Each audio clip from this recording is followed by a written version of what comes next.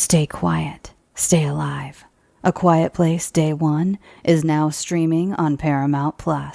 Experience the day the world went quiet in this terrifying continuation of the thrilling universe of A Quiet Place. When Sam returns home to New York City, she is thrown into a harrowing nightmare when mysterious creatures attack by hunting for sound. Lupita Nyong'o and Joseph Quinn star in A Quiet Place Day 1, now streaming on Paramount+. Rated PG-13. Head to ParamountPlus.com/quiet to try it free. Everyone knows you can't beat the comfort of a pair of Crocs. But style doesn't get talked about enough. The edgy look and feel of the Echo Clog will bring your streetwear game to the next level. Plus, there are tons of new and exciting colors that'll match the look you're going for. It's time to bring the heat and build your look with Crocs Echo Clog. Shop the Echo Clog collection on crocs.com.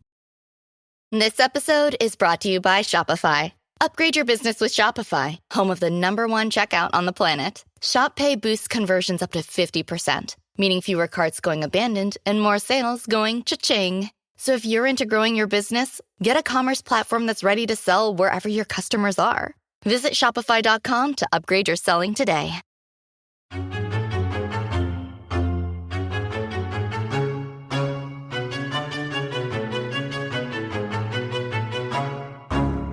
Slashers, huh?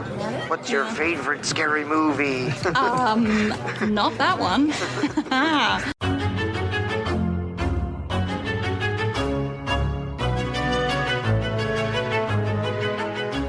And welcome back to Horror Queers. We're talking, oh look, an indoor outhouse. We're talking, she's sleeping with Prince Valium tonight. And we're talking, the juice is loose. And I'm Joe. And I'm Trace, and we're talking, I'm gonna get her. I like the inflection. It's pretty good. Pretty good. It's my biggest laugh in the movie, and a movie filled with laughs, by the way. Sure. Everyone, we are discussing, finally, I don't know why it's taken us this long, Tim Burton's Beetlejuice. Well, just in time for the release of Beetlejuice. Indeed. And I would say that the reason that we've held off on doing this is we either needed a reason to do it, aka the upcoming sequel, yes, or just, I don't know, like, I looked at this movie and part of me thought it's kind of very queer, but then it's also not as queer as most of the titles we cover. It's not, but okay, I mean, I was going to wait until I get into my production history, but did you know that the screenwriter, sorry, there's two screenwriters, but the main one is a big old Mo? I did not know. Oh, yes, sir. It was new discovery for me, so I have a wonderful production history planned for us, Joe. Oh, excellent. Okay, well, I'm excited to hear all about it. Well, but okay, so I won't lie. Like, Beetlejuice is very formative in my development as not just I would say horror fan, but just a movie fan in general. But oh, big shots fired here. Okay. And honestly, it's a thing where I kind of forgot about my experience with this movie until I was watching it, and like all these memories came flooding back to me. Oh, wow. Okay. But Joe, because this was around the time where you weren't really watching movies, so do you have a relationship with this movie? So if folks remember back when we covered Sleepy Hollow, we talked a little bit about some other Tim Burton texts that we really enjoy. Obviously, Batman Returns is first and foremost, I think, for both of us. But yeah, I said on Sleepy Hollow that I prefer Edward Scissorhands to this film. And I'm not sure that that's an apt comparison because they are two very different films, but they both have that kind of whimsical surrealism. Like, it's early Tim Burton, back when he was still doing fun, big things. And I still prefer Edward Scissorhands. Like, I like Beetlejuice, but yeah, I think I had seen it maybe once before this, and rewatching it, I was like, yes, okay, I remember some of this. Some of this feels brand new. A lot of it is fun. And also, I think the movie is just a little bit slight. I'm not even going to disagree with you on the slightness because I did feel that on this rewatch. And I don't think the comparison to Edward Scissorhands is inappropriate. I get that they're very different material, but I feel like the vibe of them, the world, it's a heightened reality, and the world building is so strong in both of them. And yes, they're both just so weird that... Both very weird, both very kooky, and I think Beetlejuice is probably funnier, whereas Edward Scissorhands is more like a fantasy fairy tale. And maybe that's why I preferred it. It feels like Edward Scissorhands leans just a little bit more into genre. Yeah, interesting, because I think Beetlejuice is more into genre, but I think Edward Scissorhands has more of an emotional component to it. Okay. Admittedly, like, I don't dislike Edward Scissorhands, and I'm going to be completely honest with you. I don't think I've ever seen Edward Scissorhands all the way through in one sitting. I've definitely seen the whole thing, but in parts. Okay. But I never really, like, latched onto it growing up like so many of my peers did. But nevertheless, Beetlejuice. So I don't know if I've ever told this story, or even to you offline, Joe, but I was not allowed to watch specifically Beetlejuice when I was growing up. Like, this movie was off limits for me, but not for the reasons you may think. Apparently, I don't remember this. When I was 2, maybe 3, I came across one of my cousin's Beetlejuice dolls. And it was a doll where when you pull the string on its back, its head spins around and it screams. Oh, fun. Okay. So apparently, my 2 or 3-year-old self found this doll, pulled the string, and it scared the shit out of me to where I had nightmares for months, possibly even years in my youth. And I only remember one time, like being probably 3 or 4 years old. I remember waking up crying and I didn't know what to say. So I told my mom Beetlejuice is in the corner, and my mom just went like, "Shh, Beetlejuice, go away, go away." And I went back to bed. Sure.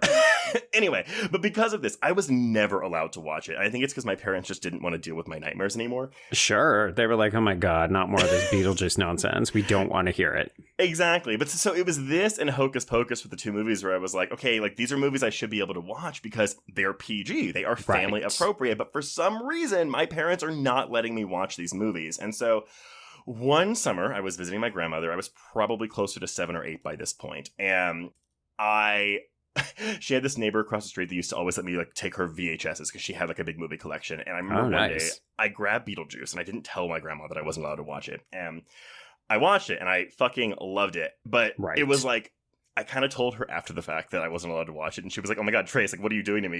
You're going to get me in so much trouble, you little shit. So, but because I knew as soon as I went home, I wasn't going to be able to watch Beetlejuice until my mom ever let me to watch it. So I just kept watching it. And then like a year later, I told my mom, I totally ratted on my grandma because I basically like got impatient and I wanted to watch Beetlejuice again. Sure. So I told my mom, I've already seen it. I'm fine, whatever. And I think I watched this movie weekly for a very certain period of my life. And it was weird because I don't remember it that well until I started watching this. And it was like, I could quote every single line in this movie. Yeah. But it was really funny because I've tried to rewatch this recently with my husband, and my husband was like, oh, I love Beetlejuice. But again, he was also the one where he was like, I can quote that movie verbatim. I've seen it so many times. I don't need to watch it anytime soon. Right. To the point where even when we started it last night, he was like, just so you know, I can quote this whole movie. I'm not going to, but you should know that I can quote it. Those are fun, though. I love those kinds of moments and even just like relationships that people have with films, particularly where you're like, oh, I've seen it so much. Like, I know every inflection, every beat, every pause, and so on.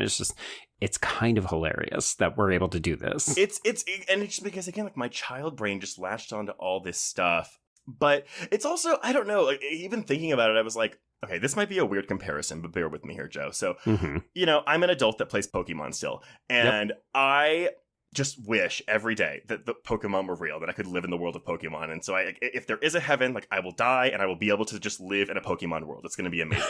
Okay. But it's related to this because I think this is really one of the first movies I ever saw where I was like, the world was so enticing to me that I was like, I would love to live in this, which is kind of funny considering how awful. I was going to say, that is dark. I know, but it was just the thing where I this movie felt like just a warm, cozy blanket that I was like, oh, I would just love to live in this world with these characters and these people, this larger than life, like live action cartoon. And actually, it was really funny. I'm assuming you did not watch the Saturday morning cartoon that came out of this movie, did you? I did not. I looked up some casual differences just to see if they were sort of a one-to-one adaptation. And yeah, that's as far as I got. I definitely watched, because for some reason I was allowed to watch the cartoon when I wasn't allowed to watch the movie. And so in the cartoon, Lydia and Beetlejuice are like friends, and she like goes to that. It was wild.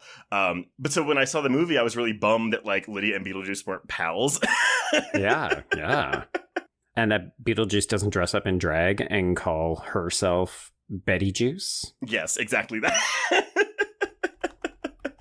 But I had that whole, like, she had this chant when she summoned him. I had that memorized. It was just like, again, watching this again last night, I was like, God, like all these memories just flooding back. So I do still love this movie, but watching it as an adult with a critical eye, I was like, oh yeah, this is, like, I remember there being more in the back half of this movie. Mm-hmm. But it's very brisk. Like, this 92-minute runtime, it flies by. Yes. And I think that that's actually one of the areas that my complaint about slightness comes from, is that it feels like there should be just a little bit more meat, but because of the short runtime, we don't quite have enough time to go there. It's interesting because I was also looking up some comparisons to like the Beetlejuice musical, because of course we've had a revival of that, and they do go a little bit more into some of the backstory and some of the relationships. It sounds like they meshed some of the stuff from the cartoon together even. Like the ending is slightly different. It's interesting the way that IP ends up, I guess transitioning or morphing and stuff over time, but I'm not at all surprised to hear that this was a significant text from your youth, as I imagine it will be for many of our listeners. And I'm curious as we go through this to figure out why this one hits so well for people. But I do think that it's a bit of a film for little weirdos.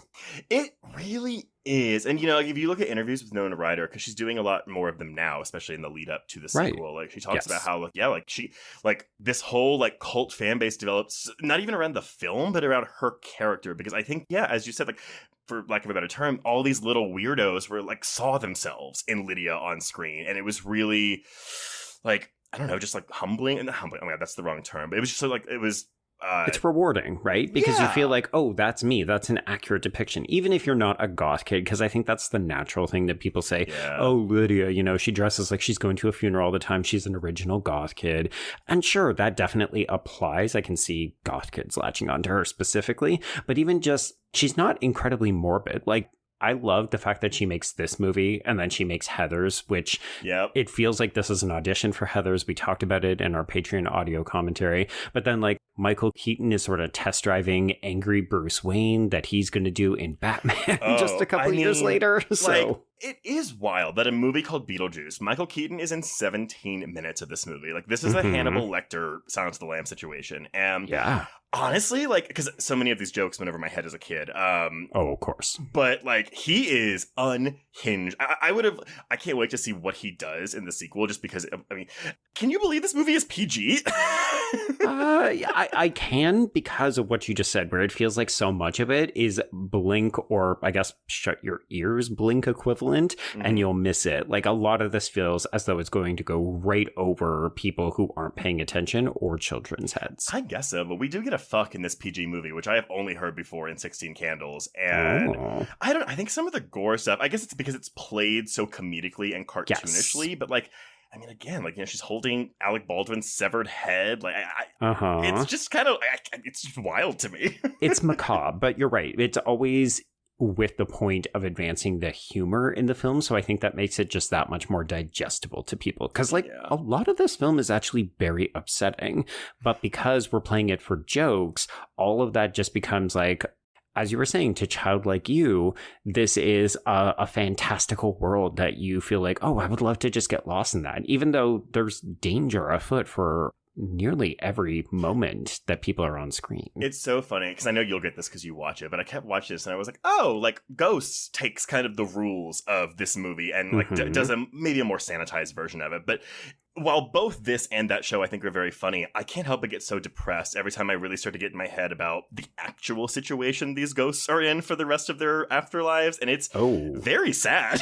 Yeah, me watching this and being so much of this is funny, very clever, loving Catherine O'Hara. Why do we keep talking about suicide and how if you die by suicide, you will become a civil servant for all of eternity?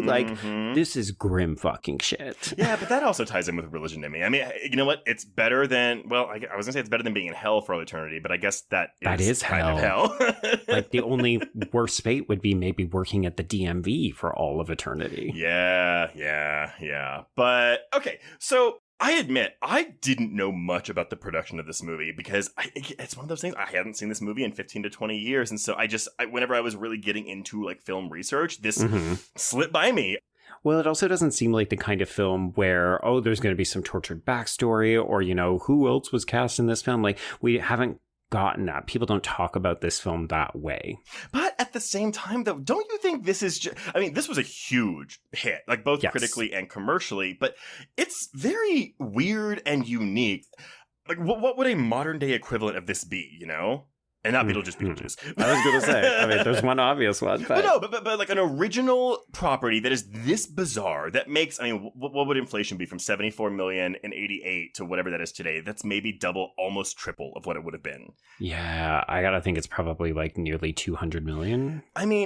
Okay, it's not the same kind of weird, but I would argue maybe Everything Everywhere All at Once.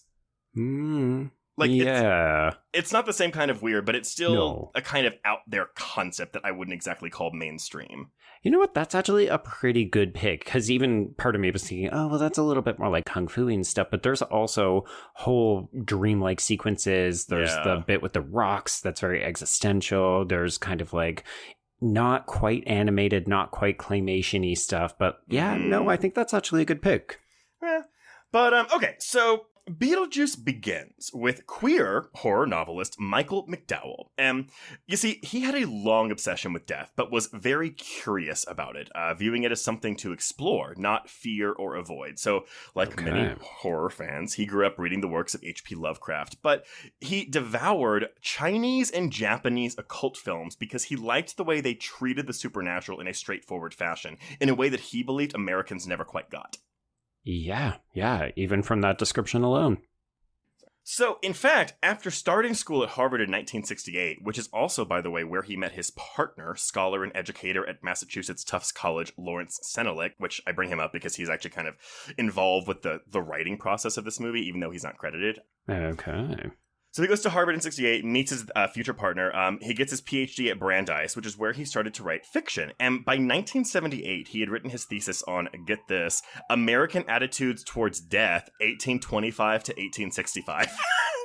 You know what? The first part is interesting. The second part is incredibly specific. I was like, really? The years? Like, what? What about? Yeah. Maybe there was some kind of technological innovation that like advanced something with like funerals, or I don't know. But I just thought that was... We don't know. I don't know. But he also got his first novel, the Southern Gothic horror story, The Amulet, published in 1979. From there, he churned out a run of pulp titles that included 1980's Cold Moon Over Babylon, 1981's The Elementals, and the 6-volume 1983 book Blackwater. But, get this, Joe, at the same time, he also co-wrote Valentine and Lovelace, a series of gay detective novels under the pseudonym Nathan Aldean. These were all published in the early 80s. Oh, shit. Also, sidebar, I have read The Elementals, because when you said the name, it sounded super familiar, and for some reason, I just thought it was a guy from Clue. It's not. The Elementals is definitely one of those paperback from hell, and we read it in the Horror Queers book club. Well, there you go. And, Joe, you would be shocked to know that I believe in 1985, or at least sometime in the 80s, Stephen King was on record as saying... Jesus. That McDowell was the finest writer of paperback originals in America today. And even so, like, the King connection gets bigger because McDowell, after Beetlejuice, he would go on to co-write the screenplay for the Stephen King adaptation Thinner.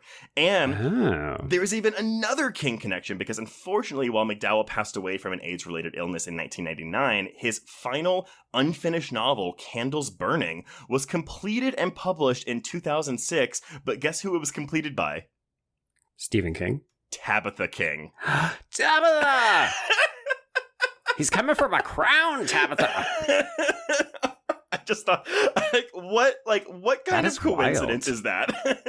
I mean, that proves that King really did think that he had something, because I don't think Tabitha King is just picking up old manuscripts and saying, yeah, I'll polish this off, don't worry. And it was really sad, too, because basically after Beetlejuice, in the early 90s, he got he had a drug problem. He was really into cocaine. He was drinking a lot. And by the time he did get himself clean. And, there's interviews with his partner, Senelik, about all this. But basically, when he got clean and sober, that's when he got his HIV diagnosis. Oh, fuck. Yeah, it was really, really sad. But we're still leading into Beetlejuice. So... Right. Basically, McDowell broke into Hollywood in the early 80s while he was still writing paperback chillers, first writing for George A. Romero's anthology TV series Tales from the Dark Side. Oh, yes. Okay. Okay, Joe, this is when we're going to get into names, so I will do my best to make them all very clear, but you do your best to remember all of them.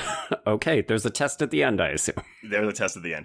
Around this time, McDowell met Pecos Productions founders Larry Wilson and Michael Bender because they had optioned some of his books for film adaptations. Okay. But he was working on TV, and McDowell wanted to break into the movie business. And because around this time, we've had major success of supernatural films like Poltergeist and Ghostbusters, he wanted to write his own supernatural film. So we started brainstorming ideas with his partner Cinellic when they came up with the idea that would eventually become Beetlejuice. But again, this is the weirdest thing. So they didn't like a lot of their neighbors, finding many of them quite annoying. Relatable content. Yeah. So they started to think about how films of the supernatural type would always feature evil spirits preying on unsuspecting humans. And so Cinellic asked McDowell, well, what would the situation be if you had good ghosts and it's the people who moved into the house who were awful? So yes. McDowell then came up with the idea of a bioexorcist to scare off the new homeowners. And thus, the basic plot of Beetlejuice was born. And he goes back to Wilson and Bender, again, the Pecos guys, and develops the story with Wilson, Larry Wilson. And after that, they decided that they would both write the first draft of the screenplay together, while Wilson would only take the story by credit as well as his producer credit, but McDowell would get the sole screenwriting credit. Okay. Presumably there's money involved, which is why this is an important distinction. Yeah. I mean, I think it's also a thing where, they had an amicable relationship, and it's like, dude, this is your idea, but and I'm just kind of here to help you, but Right. You came up with it. We're going to write it together, but you should get the original credit by yourself. Which we love to hear that. Sure. So they go to town writing the script for Beetlejuice, but the original story was significantly more sinister, particularly the title role. Beetlejuice was supposed to be a homicidal demon, not a scheming horn dog. He was full on a murderer, and he was not going to be this scheming horn dog exterminator. And the Maitlands died a very grisly death. I read something where it's they get crushed in the bridge and Barbara loses her arm. The Dietzes had not one but two daughters. When McDowell and Wilson finished the screenplay, the latter dropped the script off with an executive he knew at Universal because they had a good thing going. And that executive apparently called him the next day and asked him, what are you doing with your career? This piece of weirdness, this is what you're going to go out into the world with? You're developing into a very good executive. You've got great taste in material. Why are you going to squander all of that for this piece of shit? Whoa. To this day, Wilson will still not name that executive, by the way. That means that person is still popular and or powerful and or both. But we know it's at Universal. But fortunately for Wilson, he had a backup plan. While teaching UCLA extension courses, he had gotten to know a woman named Marjorie Lewis, a young development executive at the Geffen Film Company. And she loved Wilson's classes, during which well-known scripts were scrutinized and discussed. And apparently she's one of the fastest readers, so at Geffen, she would go through scripts in Younger, whenever Hilary Duff goes through a book in a night, I'm how do you do that? It's impossible. No. That's what this Marjorie woman did. Okay. So he brought her Beetlejuice, and she was blown away and dropped the script off at the desk of Geffen president Eric Eisner, going so far as to threatening to quit if he didn't read it. And Geffen Film Company purchased the rights to the script that week. Okay, so this is still the dark version. Still the dark version, yes. Okay. And again, it also goes to show that you just need one person in your corner. I go back to that Tremors conversation all the time, and honestly, yes. in a lot of these cases too, it is women who are the ones that are hey, this needs to get made. Because I think men are inherently, and this is obviously a hugely broad generalization, but I do think that men have assumed roles of power and privilege based on the fact that they just uphold the status quo, whereas women are probably thinking, okay, I've got an opportunity to make something big that's maybe going to cater to a different market than usual. So they look for interesting novel ideas because I think it also, if it does hit big, it can make their own career. And I think a good example of this, too, is Alma Hitchcock, Alfred Hitchcock's wife. She was always his second in command, reading scripts, reading books, saying, this is what you should do next. Right. Behind every powerful man is a more powerful woman. Absolutely. But at this time, director Tim Burton was wrapping production on Pee-wee's Big Adventure for Warner Brothers, which was the Geffen Never films. heard of it. Yeah, well, I've never seen a single Pee-wee property. I have. Oh, boy. It's one of those things where my parents didn't like Pee-wee because it was quote unquote silly and weird. Right. So I've never seen it, and maybe one day I will. I think Ari really likes Pee-wee. I think you would probably like it because it is It is very silly and weird. Like, it is a good companion piece for this. It makes a logical sense that he moves from Pee-wee to this. Well, and I think, though, the weird thing is moving from Pee-wee to this to Batman. But yeah, because this was such a big hit, that's why he was given Batman. And then, of course, that goes on to become, like, an enormous blockbuster, you know? Right, yeah. But anyway, so Warner Brothers is the Geffen Film Division's parent company. So he had already gotten to know and work with McDowell and Wilson because McDowell wrote the script for The Jar, an episode of Alfred Hitchcock Presents, which is one that Burton directed. Right. Yes, I did see that was the connection because I think that's how Burton was initially like, hey, what you got cooking over there? Ooh, we've worked together before. Pass me that script. Exactly. So he gets his hand on a copy of the script and he adored it. And, you know, Pee-wee was a big success, grossing like $40 million on whatever that budget was. And so they basically handed him the directing gig. Right. Okay. Bigger and better. Here we go. Okay. Now for the studio stuff. So once Burton signed on, the studio gradually picked apart the script, which at one point was called House Ghosts. Oh, boo. No. I know. I have heard this anecdote before, so this is the one I think everyone knows, but apparently Burton suggested jokingly the title Scared Sheetless and was horrified when the studio actually considered using it. Right. Yeah, that's also not a good name. Anyway, Mike Simpson was Burton's agent, and when the studio wanted a script polish, Simpson suggested, I have this other client, Warren Scarron, who had just finished up doing a polish of the Top Gun script. So why don't I let him touch up the Beetlejuice script as well? Which, to me, I'm like, okay, Top Gun and Beetlejuice are very different things, but maybe it's just, again, we have general script doctors for any kind of film. Like, it's not like, we have genre-specific script doctors, you know? Yeah, I don't think so. I think it's more, you've got the magical eye, so we trust you. Yeah. Well, luckily, and this is really like a stroke of just great coincidence, but luckily for everyone involved, Scarron was just as obsessed with death as McDowell was. Coincidental. How great. Well, so for example, one of his favorite books was Ernest Becker's The Denial of Death, a Pulitzer Prize-winning scientific rumination on the human response to dying, which, okay. Deep. Sure. Deep. Yeah. Yep. So while he was doing script rewrites, he consulted with McDowell through the entire process, and they had a very amicable relationship. So nice. Okay. I feel like that's a bit rare. Very much so. So both McDowell and Scarron are credited as rewrites on this. And honestly, while it is mostly McDowell, here's the thing. So what Scarron did, he streamlined the story, albeit maybe perhaps a bit too much. Sure. He punched up the jokes. He added more humanity to the characters. He also combined the two Dietz children into one single daughter, making her more vital than in the original narrative. He also tweaked the ending, which originally had Lydia perishing in a fire and living as a ghost with the Maitlands. Ooh, that's a harder sell. Even if you're like, oh, good, they're finally a family. You're basically saying we killed this teenager. Yes. And he molded the Beetlejuice character into an endearingly maniacal trickster rather than a flat-out murderer. So we're making this more family appropriate. 100%. Yeah. Now, for casting, Burton didn't want to go for any of the era's hottest comedic actors. But, okay, this is the way I'd never heard this before. His first choice for Beetlejuice was Sammy Davis Jr.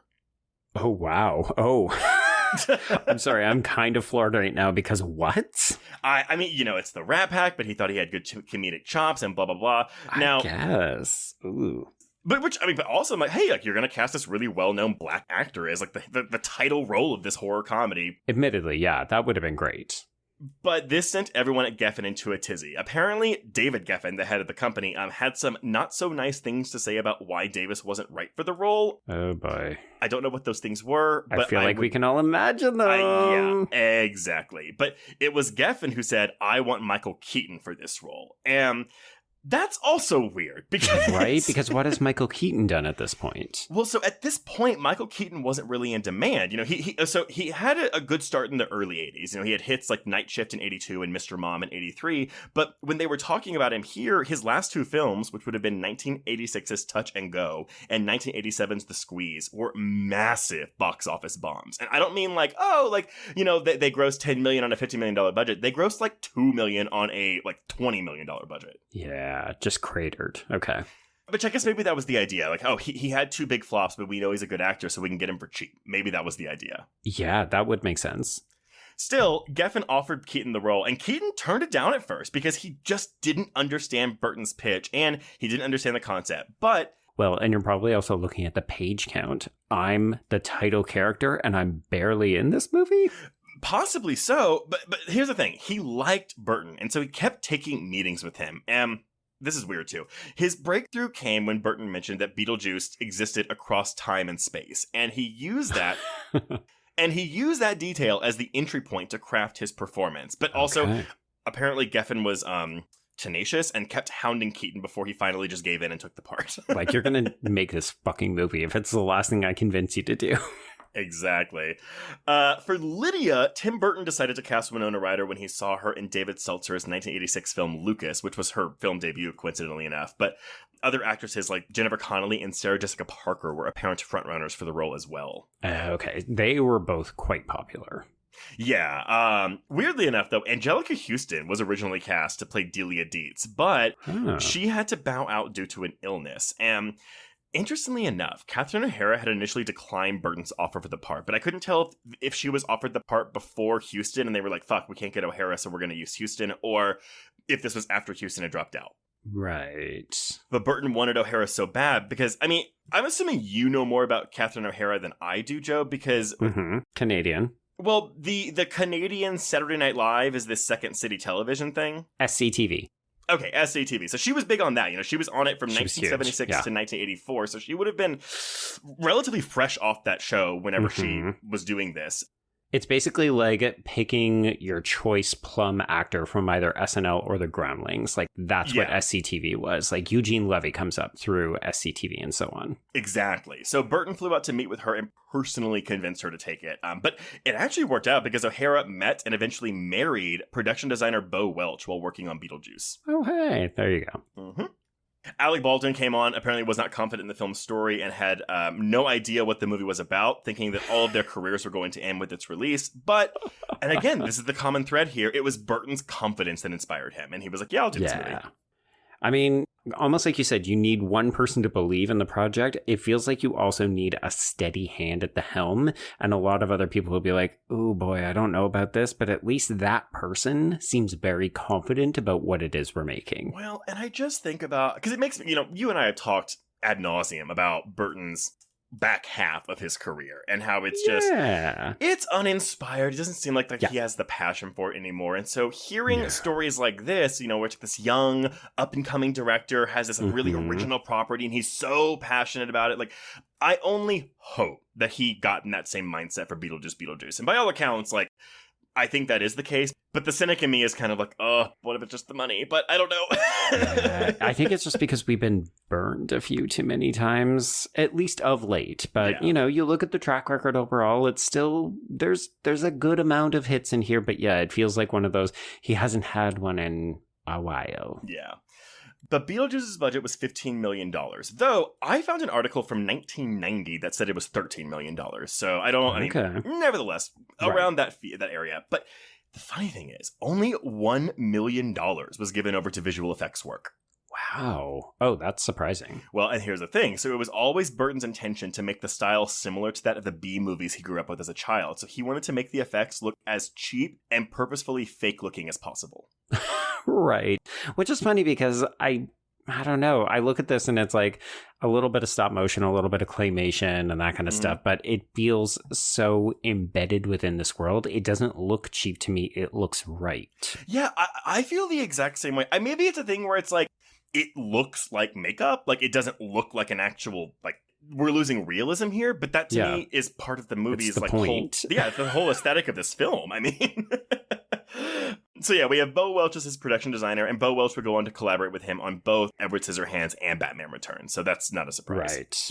Yeah, we're seeing those connections starting to form. Yep.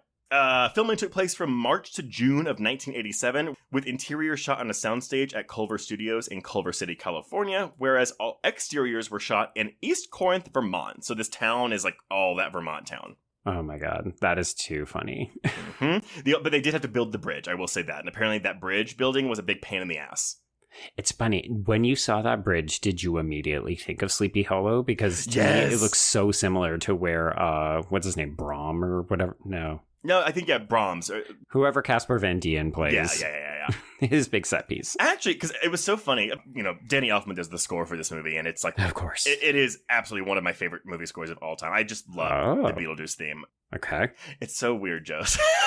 So again, like the child brain in me, and when we're doing the theme over the opening credits, and I always remember Bo Welch's name, even as a child, because when Bo Welch's name pops up on the screen during the opening titles, that's when the music starts swelling and we kick in the da da da da da da da da da da da da da. So anyway, bear with me here. Okay, so Beetlejuice is released on March 30th, 1988, against fellow newcomers The Seventh Sign and Bright Lights Big City. It earned $8 million, enough to land it in the number one spot, but then legged it out to $73.4 million. That is huge. That is massive. Yeah. So, and again, it wasn't that expensive, $13 to $15 million. So we almost quintupled our budget on this movie. Mm-hmm. And this is how you know that we're still in the 80s, because with a gross like that, we would have gotten Beetlejuice 2 years later. Well, okay. So let's do the accolades before I go into that, because I don't have a whole history of the sequel stuff, but it's convoluted. So critics like this movie. We're looking at an 82% on Rotten Tomatoes with an average score of 7 out of 10. Okay. Letterboxd users have it at a 7.6 out of 10. And, didn't know this, Beetlejuice won the Academy Award for Best Makeup that year, beating fellow nominees Coming to America and Scrooge. But I will say, I can't believe it wasn't nominated for Best Art Direction, which was that was won by Dangerous Liaisons that year. Oh. It also wasn't nominated for Best Visual Effects, but the winner that year was Who Framed Roger Rabbit. So, good luck beating that one. Yeah. Although this was the same year that Geena Davis won her Best Supporting Actress Oscar for The Accidental Tourist. So between that and Beetlejuice, Geena Davis probably had the best 1988. Good fucking year for her. Now, 2 years after Beetlejuice was made and released, big hit, whatever. And again, we're getting toys, we're getting a cartoon show, whatever. Yeah. Co-writer Scarron died of bone cancer, but in his obituary, it said that he had completed his final screenplay, which was Beetlejuice 2. Oh. In his biography, Rewrite Man, which was published in 2017, so it's a relatively recent biography, the sequel was titled Beetlejuice in Love and centered on a romantic triangle involving the title character, an opera singer, and her dead fiancé, which... I really wonder if they're taking parts of that for the sequel, because I do think that the Monica Bellucci character is his ex-wife. Oh, I wouldn't be surprised. Yeah. Mm-hmm. Upon his death, the script was shelved, but Burton soon came up with the idea for Beetlejuice Goes Hawaiian that even got a script written by Jonathan Gems, who would, when Beetlejuice Goes Hawaiian didn't go through, Jonathan Gems wrote Mars Attacks for Tim Burton. Oh, also future episode. By the way. I love Mars. I know it's very divisive, and some people think it's absolute dog shit, but I just think it's very fun. It's very kooky, kind of like this film. Very much so. So nevertheless, though, a sequel tried to get off the ground so many times, and it just never worked. And it was one of those things where, Winona Ryder's career took off, but Winona Ryder always, I seen an interview with her recently where she is I have talked with Tim every year about wanting to get this done. Right. Apparently when she signed on for Stranger Things, her one condition was, her get out of jail free card was if Beetlejuice 2 happens, you have to let me go do it, whatever the schedule is. That was her only caveat. That is wild, because if you look in the grand scheme of things, obviously Stranger Things is going to be more popular than Beetlejuice, but it is wild to think that she was I'm going to sign on to this Netflix show. It's probably going to be pretty big, or, I'll at least get a couple of years, because back then Netflix wasn't canceling things all the time. It's just wild to think that she would have had that written in, because it was so long ago. Absolutely. Because it's also it wasn't Orange is the New Black early levels of streaming, but it was still early enough in that streaming era, which is really hard to believe considering it's only 4 or 5 seasons of a show. Yeah, but it was also the time where Netflix was so hot, it was still so new and exciting that it felt like almost anything it did, it was going to take off. So I don't know. I guess that's again a show of confidence on Ryder's part, that she really was no, if this opportunity comes up, this is a beloved text that I would love to still be involved in. Which I love Winona Ryder as a person. Of course. I mean, you remember all that stuff with her, like, shoplifting and, like, how it just, like, really, it's really, she stole a sweater, y'all. It's fine. I mean, it's not fine. Don't steal, but still. I was going to say, celebrities, they're not just like us because other people would have gotten worse, but that's fine because in the grand scheme of things, it's not like the most offensive of crimes. No, I mean, I would argue, yes, legally maybe it didn't, like, hit her as hard, but I would say that her public image suffered took like, a huge hit. I mean, decades after that. But anyway, but yeah, so nevertheless, we're finally getting a sequel 36 years later. So bizarre with so much of the returning cast. Yeah. Still, Beetlejuice resonated so much with kids that even though we wouldn't get that sequel, as we said, it was spun off into an animated series, a long-running stage show at Universal Studios theme parks, and as you already mentioned, that 2018 Broadway musical adaptation, which... I've heard it's not good, but it's fine. Have you seen it? I've not seen it. Okay. It was one of the options I could have seen when I went to New York, but I heard like okay things about it, not great things. Yeah, I've listened to the whole soundtrack. I think the songs are aggressively fine. Right. Lydia has like 2 really, really good songs. Dead Mom is a banger.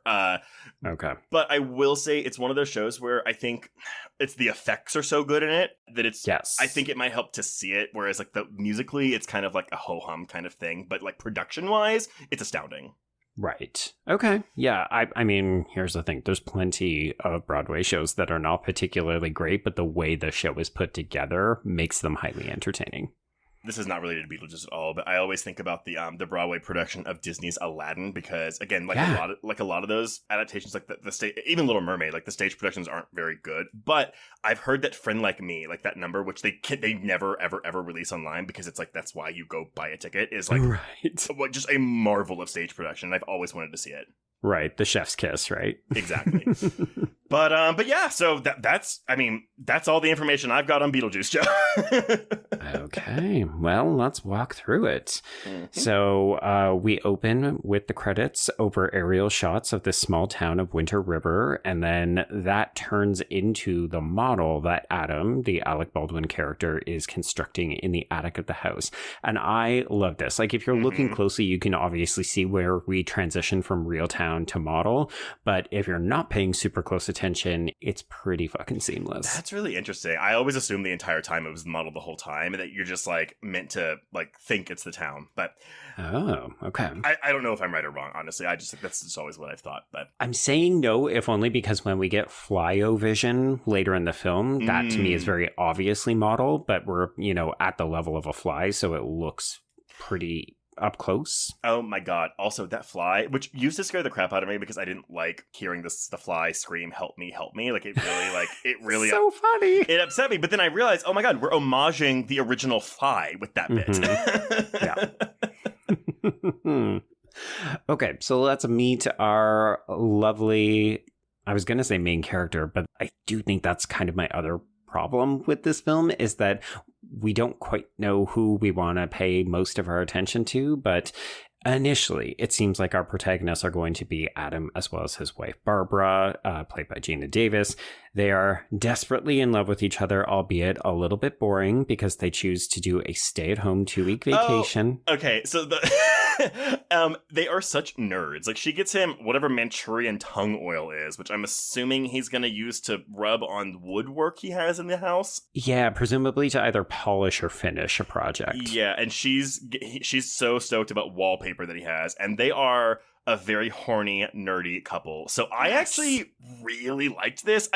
I would argue they are the protagonists of this film, but I see what you're saying. I think it's a film where they are the focus, but then the film kind of becomes or morphs into a more of an ensemble piece. Yes, I will agree with you, if only because at the end of the film, it's meant to be the big emotional climax when they are more or less the surrogate parents to Lydia. Like, it's meant to be this, everybody ended up exactly where they should be. But I think that the film is ultimately most interested in other characters because they pop more. So we give a lot of screen time to characters like Otho as well as Delia and so on. Man, Catherine O'Hara almost runs away with this movie for me. Killer. I mean, of course she does. It's Catherine O'Hara. We would expect nothing less, but also, good God, this performance. It is so fun. And we haven't seen I mean, I'm sorry. Obviously, we're going to be covering Beetlejuice on the Patreon, so you'll get to hear our thoughts on that. But it's a thing where they haven't shown much of Catherine O'Hara's performance as Delia in that sequel in the marketing, and I'm just, I hope she's in it enough, and I hope she is like just as unhinged as she is here. Dude, to the point where as you were going through some of that production history, I just quickly Googled, is Catherine O'Hara even in this? Because we know that the film either opens with or has a funeral in it. And I was like, if they have killed Delia so that they can just turn Lydia into the mom for Jenna Ortega and be like, oh, okay, there's no, like, now it's just dead Momville. No. I was like, if you kill Catherine O'Hara at the start of this film, I will revolt. No, the funeral is 100% for the father, Charles, because we can't cast Jeffrey Jones in movies anymore. He's dead. No, he's not. Isn't he? No, he's a pedophile. Well, he's a pedophile, but he's, I think, also dead. Oh, shit. Hold on. Okay, wait, let me... I've got to look at that now. No, he is 100% alive. Okay, but yes, you are right. He is a pedophile, and we are certainly not casting him. We are certainly not casting him. But no, they do at least reveal in their marketing that Delia does come face to face with Beetlejuice, because she does this like ugh when she sees him. But that's the bulk we get of this marketing. Truly, yeah, they have been keeping it very under wraps, which is strange, but also I kind of love it because I feel like I'm going to go into that film and not really know what to expect. That's kind of the marketing is very, because especially this most recent trailer like that we got. It's again, you get the plot, but it's more so we're showcasing like the old school effects we are doing in this movie, which is really, it's a reassurance, I think. Well, because I think everyone was worried this was going to be a CGI fest, and it doesn't look like that's going to be the case. No, yes. Okay, but we're still with Adam and Barbara. So yeah, they're going to stay at home, and they have spent a lot of time decorating this house, which I think is not a bad thing in the eyes of the realtor Jane, who is played by Annie McEnroe, but I think she's also like, yeah, you spent a bunch of time fixing this house up. Let me sell it for you, because this is a very substantially sized house. And obviously it's the 80s, you know, we're all chasing that white picket fence dream that Reagan was promising us, but also for a childless couple to have, what is this, like a 4-story house on the top of a hill? Even in a small town, this thing would have been super fucking pricey. I wasn't familiar with this actress, Annie McEnroe, but apparently she's the female lead in Howling 2, Your Sister is a Werewolf. Oh, I've never seen it. I haven't either. Which I think that needs to be a stay tuned for us, though, because I think it is like one of those bonkers like sequels. Yes. I mean, the title alone.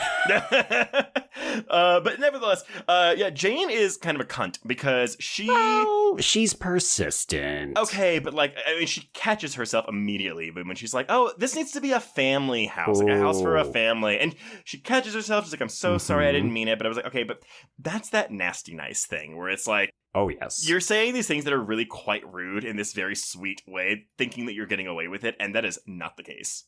I can't disagree, but I do think that this is an accidental faux pas. Like, I really don't think she's intending to offend. But yes, I mean, does this mean that this is the town gossip or other people are probably thinking the same thing? Like, yeah, maybe. But all this to say, we have no plans to move. Adam and Barbara are very happy with their life, with their house. You know, they're so excited at the possibilities of just staying here for 2 weeks and doing their individual projects. But first, they just have to quickly duck into town so that Adam can pick something up at the hardware store. Things are going smashingly. We pop in, we pop out. Bill barely even notices that he's gone inside. And then lo and behold, we swerve to avoid a dog and go off the bridge and die. This, I do love the bit of physical comedy with the dog standing on like the plank that's holding them up. Yes. It's very like Looney Tunes. It truly is. Yeah. Like, is there a Roadrunner? Is there an Acme Anvil anywhere in sight? No, but there might as well be. Might as well be. I will say, for me as a child, the one thing that I definitely did not grasp was the constant passage of time in this film whenever they go into the afterlife. Yeah. I think it's because it's also not incredibly obvious. Like, we're not doing a lot of heavy transition work. So it just seems like one moment to another, but then you'll have characters mentioning, oh, it's been months. You've been gone forever. Which I actually do like that as a narrative shortcut. Sure. I think it disorients us enough, but also the film doesn't really rely on us knowing a ton. Like, when the Dietzes move in, it feels like the next day, but I think that that's meant to evoke a kind of sympathy or a like-mindedness between the audience and Barbara and Adam, who truly don't seem to know what the fuck is going on 98% of the time in this film. Did it not frustrate you? Because, I mean, hey, they have this handbook. Read the fucking handbook. I know. I was like, read the handbook, but also at the same time, like, no one is even trying to help. I guess you can. Because no one even explains stuff to them. And I was like, okay, I get it, it's in the handbook, but also, like, not everyone, I mean, clearly, because there's this running gag where Adam can't pronounce things, you know? Like, he says disease instead of deceased. He says Beetlejuice instead of Beetlejuice. Right. He can't read anything in the book. And so I'm just like, okay, but like Adam is probably a moderately intelligent person. Like, you know, he's not an idiot. Right. All these people that are dying that maybe don't have the necessary reading comprehension skills. Yeah, like do stupid people just flail about and end up in that like purgatory place for dead people? It's got to be bad news for them. And like, why is it 125 years? I actually really want to, I want this book. Oh, I thought you were going to say, I want this lore explored more in the sequel. And I was like, oh, I do not. I'm happy with these weird little details that go mostly unexplained. I think you're right, though, because I think the more we try to explain it, then the more like you can nitpick aspects of it. So I agree with you. Not interested. No. Yeah, I like just seeing, there's so much detail packed into every frame when we're in the afterlife that it's like, oh, like, I wonder what that is. Like, and again, some of it does feel very Roger Rabbit-y. It does, yes. I've got another comparison, but I'll wait until we get to the waiting room. Okay, so the fireplace lights before they even come back, so we know that something has changed, even if they themselves think, oh, you know, we just like fell in the river and we're soaking wet. I do love this moment where they go to warm up and Barbara's fingertips catch fire, like her fingers are candles, and she's just kind of like, oh, that's weird. I guess I better get more wood for the fire. I also, because like, this is clearly just like a fake dummy hand that they're just holding up for Jimmy Davis. But again, I love that. It's so funny. Still works. So we cut outside and we see that the sky has turned this kind of dim red, almost like what you get with a blood moon. And when Adam tries to go outside beyond the porch, all of a sudden the ground is sandy. There's this threat of a monster. I feel like we kind of get to see one of the sandworms, but not quite, just enough to be threatening, and he gets pulled back inside. It's so funny because the sandworms have such a bigger part in the cartoon show that when I finally saw the film, I was like, oh, like they don't really even explain what these sandworms are. No, it's basically just an external force that keeps them inside. Yeah. That's it. That's all you need to know. Exactly. But we also learn the passage of time here is fast because Adam steps outside for 2 seconds, but then Barbara pulls him back inside and says, you've been gone for 2 hours. Yeah, which would be really freaky. Also, as a sidebar, just because we are talking about the sandworms, it's obviously more of an obvious thing later on, especially when we see Barbara literally ride one into the climax. But Dune, the film, comes out in 1984, and I was like, are we doing a homage? I had no idea what Dune was. You know, I didn't learn about Dune until probably my middle school years. And so when I kept hearing people talk about sandworms, I was like Beetlejuice? Like what? Right. What are we talking about here? I just thought it was so funny because the look of them is not that dissimilar. They're obviously traveling under the ground and then they come up when they hear Adam and Barbara talking. And then when we see her riding one at the end, I was just like, this looks exactly like, I mean, it's not the most original concept. And yes, obviously Frank Herbert would have written the book way before this, but it struck me as a funny thing to include in terms of, oh, we're trying to do this fantastical world. Also, maybe a bit of a Dune thing. Actually, I wonder, because David Lynch's Dune wasn't well received. So no. I wonder if either McDowell or Scarron were really big Dune fans and they were aghast at what happened with that movie. And so this was their way of being like, fuck you, we'll do our own sandworms. Yeah, right. Okay. So yes, after we pull Adam inside, we reveal that time works differently. This is when we find the handbook for the recently deceased. I do love the joke, look who it's published by. Handbook for the recently deceased press. So stupid, but very funny. And yeah, Adam discovers that it is not a page turner. This is a hard read. It is not a short book. So he doesn't even really know where to begin. It becomes a bit of a frustration over the course of the film because it feels like some of this could have been avoided if we hadn't just sat down and read the manual. So, the number of times it's in the manual and it's why aren't you immediately going through that? Also, why? Because Lydia picks it up and gets it immediately, and it's why don't y'all just sit down, have a chat? Go through the outline. I mean, it feels like one of those, when you get a new appliance or something and it comes with a manual and you're like, it's a blender or a toaster. Yeah. I don't need to read this. But also the first page is usually like, hey, just take note of these 5 simple things before you plug it in and maybe burn down your house. It feels like that's what this book does need because it's just far too long. No, because I have a folder where I keep all the instructions for every single appliance that I get. Like I never throw that shit away. Of course, just in case. But yeah, so what we have nowadays is that you have the instruction book, but then there's like a little fold out that's like a quick start guide. That's like, okay, here's like the 5 steps to get it started, but then here's like the actual instruction manual for like other shit. Yeah, take the plastic off of the plug before you try to jam it into the socket. Step 1. Got it. They need an infographic. Truly. You know what? Maybe Adam is just a visual learner. Maybe he needed a video or an infographic or something. I just love this thing where it's like he's kind of dumb, like a little dumb. He's kind of dumb, but also a fucking himbo because Alec Baldwin in this movie is gorgeous. This is the only Alec Baldwin I knew for my entire life up until 30 Rock started. Oh, that is a wild swing. No, I know. And then I was like, oh, he looks very different. Very different. Still incredibly funny. Yes. He looks taller in this movie, which I'm assuming this is because he's skinnier, but like he looks so much taller here than he does in 30 Rock.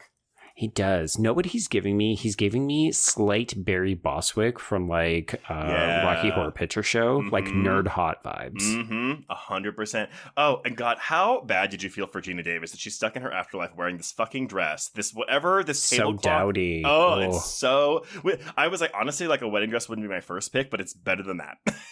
Yeah, I mean, that's one of the things that just absolutely sucks. And you're right, it's a good comparison to some, well, I guess most ghost properties will do this, because I was even thinking of Patrick Swayze Ghost, where, whatever you die in is your death outfit. All I can think of is, okay, it's like that adage of like, always make sure that you put on clean underwear in case you get hit and you have to go to the hospital or something. I'm like, I guess always wear something that you would want to spend your eternal afterlife in case you get to stick around. I think about this too. I was like, okay, what if you die like really having to pee or poop? And it's like, then like, for your entire like ghost life, you have that constant feeling of having to pee or poop. No, not having the poop float for all of eternity.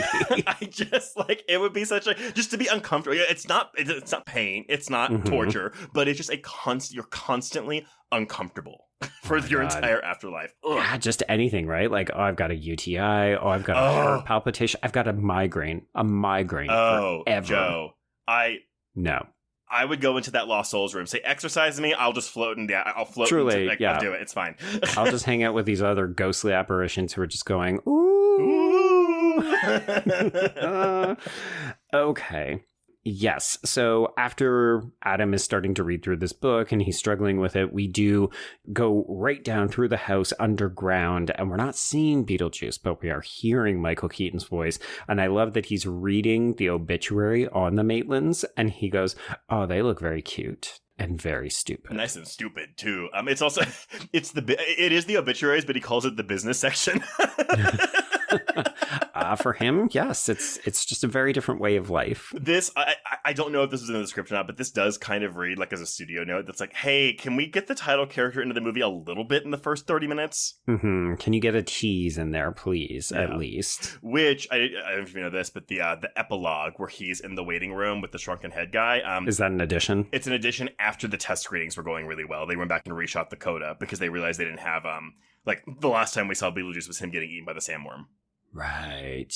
Do you think this was them saying we are thinking sequel potential because the audience scores are so good, or we just wanted a touch more of the character? I'm more inclined to say the latter, but maybe a little column A, a little column B. Sure. I don't know.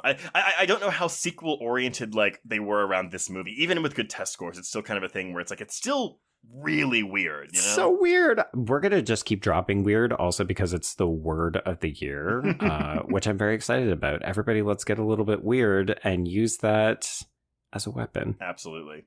Stay quiet. Stay alive. A Quiet Place Day 1 is now streaming on Paramount Plus. Experience the day the world went quiet in this terrifying continuation of the thrilling universe of A Quiet Place. When Sam returns home to New York City, she is thrown into a harrowing nightmare when mysterious creatures attack by hunting for sound. Lupita Nyong'o and Joseph Quinn star in A Quiet Place Day 1, now streaming on Paramount Plus. Rated PG-13. Head to ParamountPlus.com/quiet to try it free. This episode is brought to you by Shopify. Upgrade your business with Shopify, home of the #1 checkout on the planet. Shop Pay boosts conversions up to 50%, meaning fewer carts going abandoned and more sales going cha-ching. So if you're into growing your business, get a commerce platform that's ready to sell wherever your customers are. Visit Shopify.com to upgrade your selling today. My dad works in B2B marketing. He came by my school for career day and said he was a big ROAS man. Then he told everyone how much he loved calculating his return on ad spend. My friends still laugh at me to this day. Not everyone gets B2B, but with LinkedIn, you'll be able to reach people who do. Get a $100 credit on your next ad campaign. Go to linkedin.com/results to claim your credit. That's linkedin.com/results. Terms and conditions apply. LinkedIn, the place to be, to be. Okay, so Adam and Barbara do not adjust well to being dead. They're bored. They don't really understand how things work. They can't talk to people. Like, Jane shows up and Adam tries to call to her. And it's like, Adam, sweetie, it's not going to work. What are we doing? And the reason, of course, Jane is there is not to grieve, not to pay her respects, but because she has sold this motherfucking house. I love, that cutaway, or like the pan over to the sold sign. Yeah. And it is like 2 seconds later that we are introduced to the deeds. So no time has passed for us or presumably Adam and Barbara. I will say, again, Adam's just really dumb here because Jane and her daughter are clearly wearing funeral clothes. Yes. Yeah. Like, we have come from the funeral to sell your house. Maybe Jane is just that good. Maybe it isn't that much time has passed. I think that maybe is meant to be a bit of a joke. Like, oh, she didn't waste any time selling this house. Like, it's literally like the funeral happened, house is sold. Well, it does. Okay. Oh my God. We're discovering this in real time, folks. The reason she showed up is because she said that she had an offer on the house. So clearly the minute they died, she just accepted the offer, and that was the Dietzes because they were looking to get out of New York. There, we figured it out. Yeah.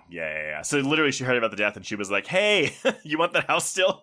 Opportunity knocks. Come in here and make it into a giant piece of contemporary art. I mean, she does tell them at some point, like, I single-handedly decorated that house. Which is just not true because everything we know of Barbara and Adam is that they did everything in this house. Yeah. Exactly. It's great. It's a funny, almost a non-joke. Like, it's a little, if you're listening, you'll chuckle, find this amusing. And I love that the film is packed with moments like that as well. Mm-hmm. Yeah. I mean, it's just a lot of quirks, which brings us into the introduction of the Dietzes, which... Oh, boy. Oh, my God. Yeah. Okay. So we have Delia, who is, of course, Catherine O'Hara. We have Father Charles, who is sex pervert Jeffrey Jones, who's just looking for a moment of peace and quiet. He just wants to relax.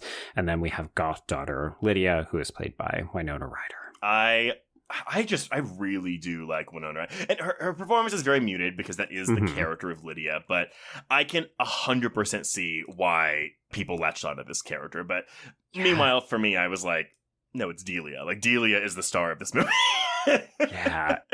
It's interesting because I thought that there was going to be a lot of friction between the two of them. They're both big characters. Obviously, Delia gets to play it quite big. Mm-hmm. You know, she's an outsized personality. Lydia's a little bit more introverted, more prone to making a snide remark at a dinner table. But in terms of visuals, like, they're both costumed in a very sensational, kind of ostentatious way. Yeah. And actually, maybe I'll just I was going to save it until later, but I'll give a shout out now to costume designer Eggy Gerard Rogers. And I will just say everything that Catherine O'Hara is wearing in this movie is like a work of fucking art. Oh, the hat game and the climax is on point. Also, like, her hair, because there's, I think during the Deo scene where it's like she has 2 strands of hair on each side of her face that they're like gelled down to her skin. It just looks so cool.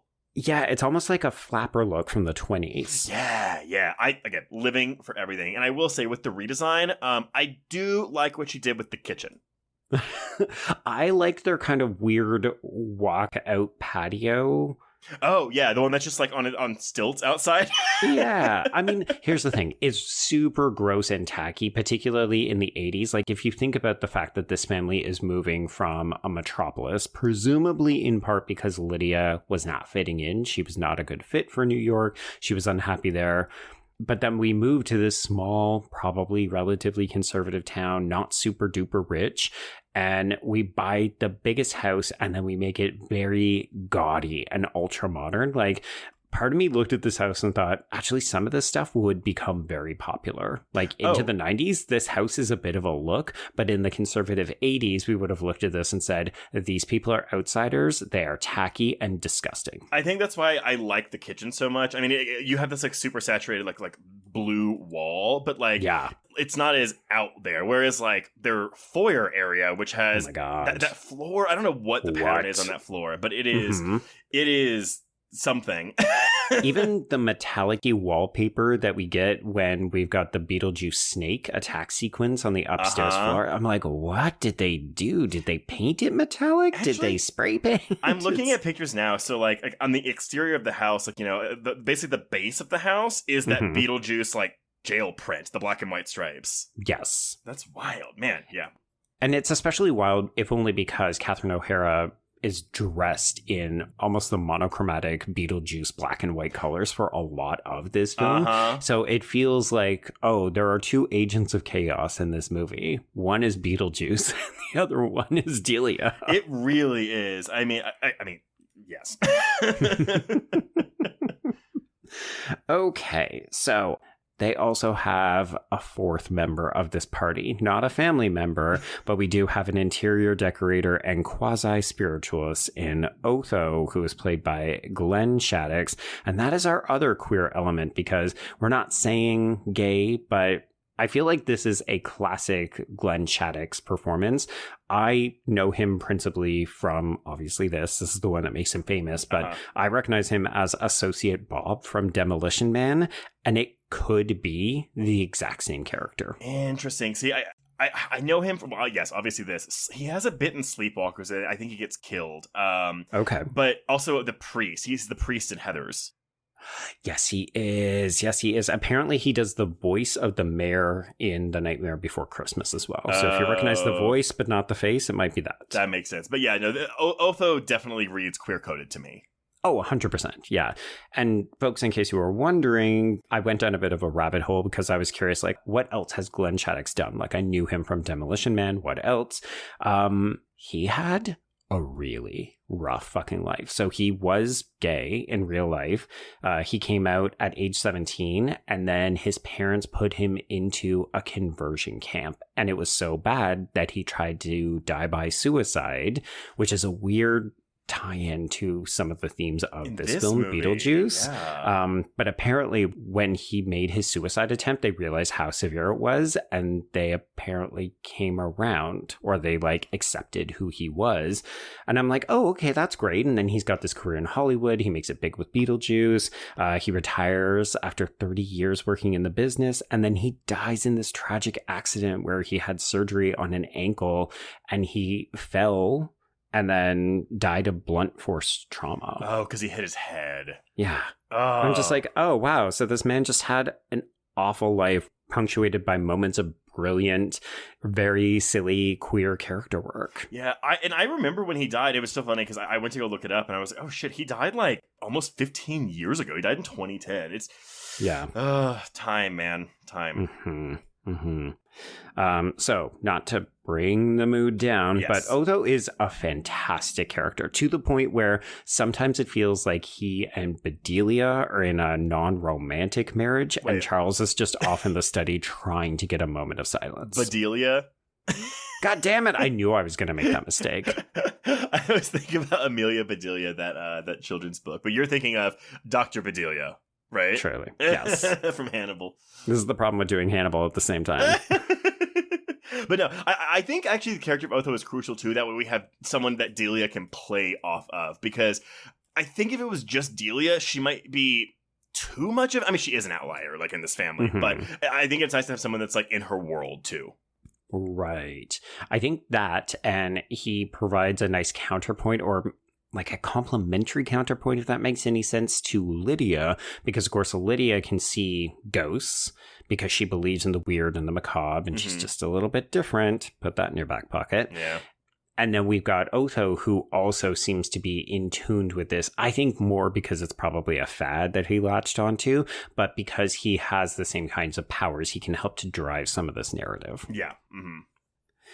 Okay, so yes, we've got Otho and Delia going through the house. They're essentially doing a spray paint walkthrough where they're just decorating as they go. This wall's going to be mauve. This wall's going to be this other thing. Viridian, thank you very much. Terrible. I can't even imagine walking into a place that I've just bought and being like, yeah, the former owners of this house just died.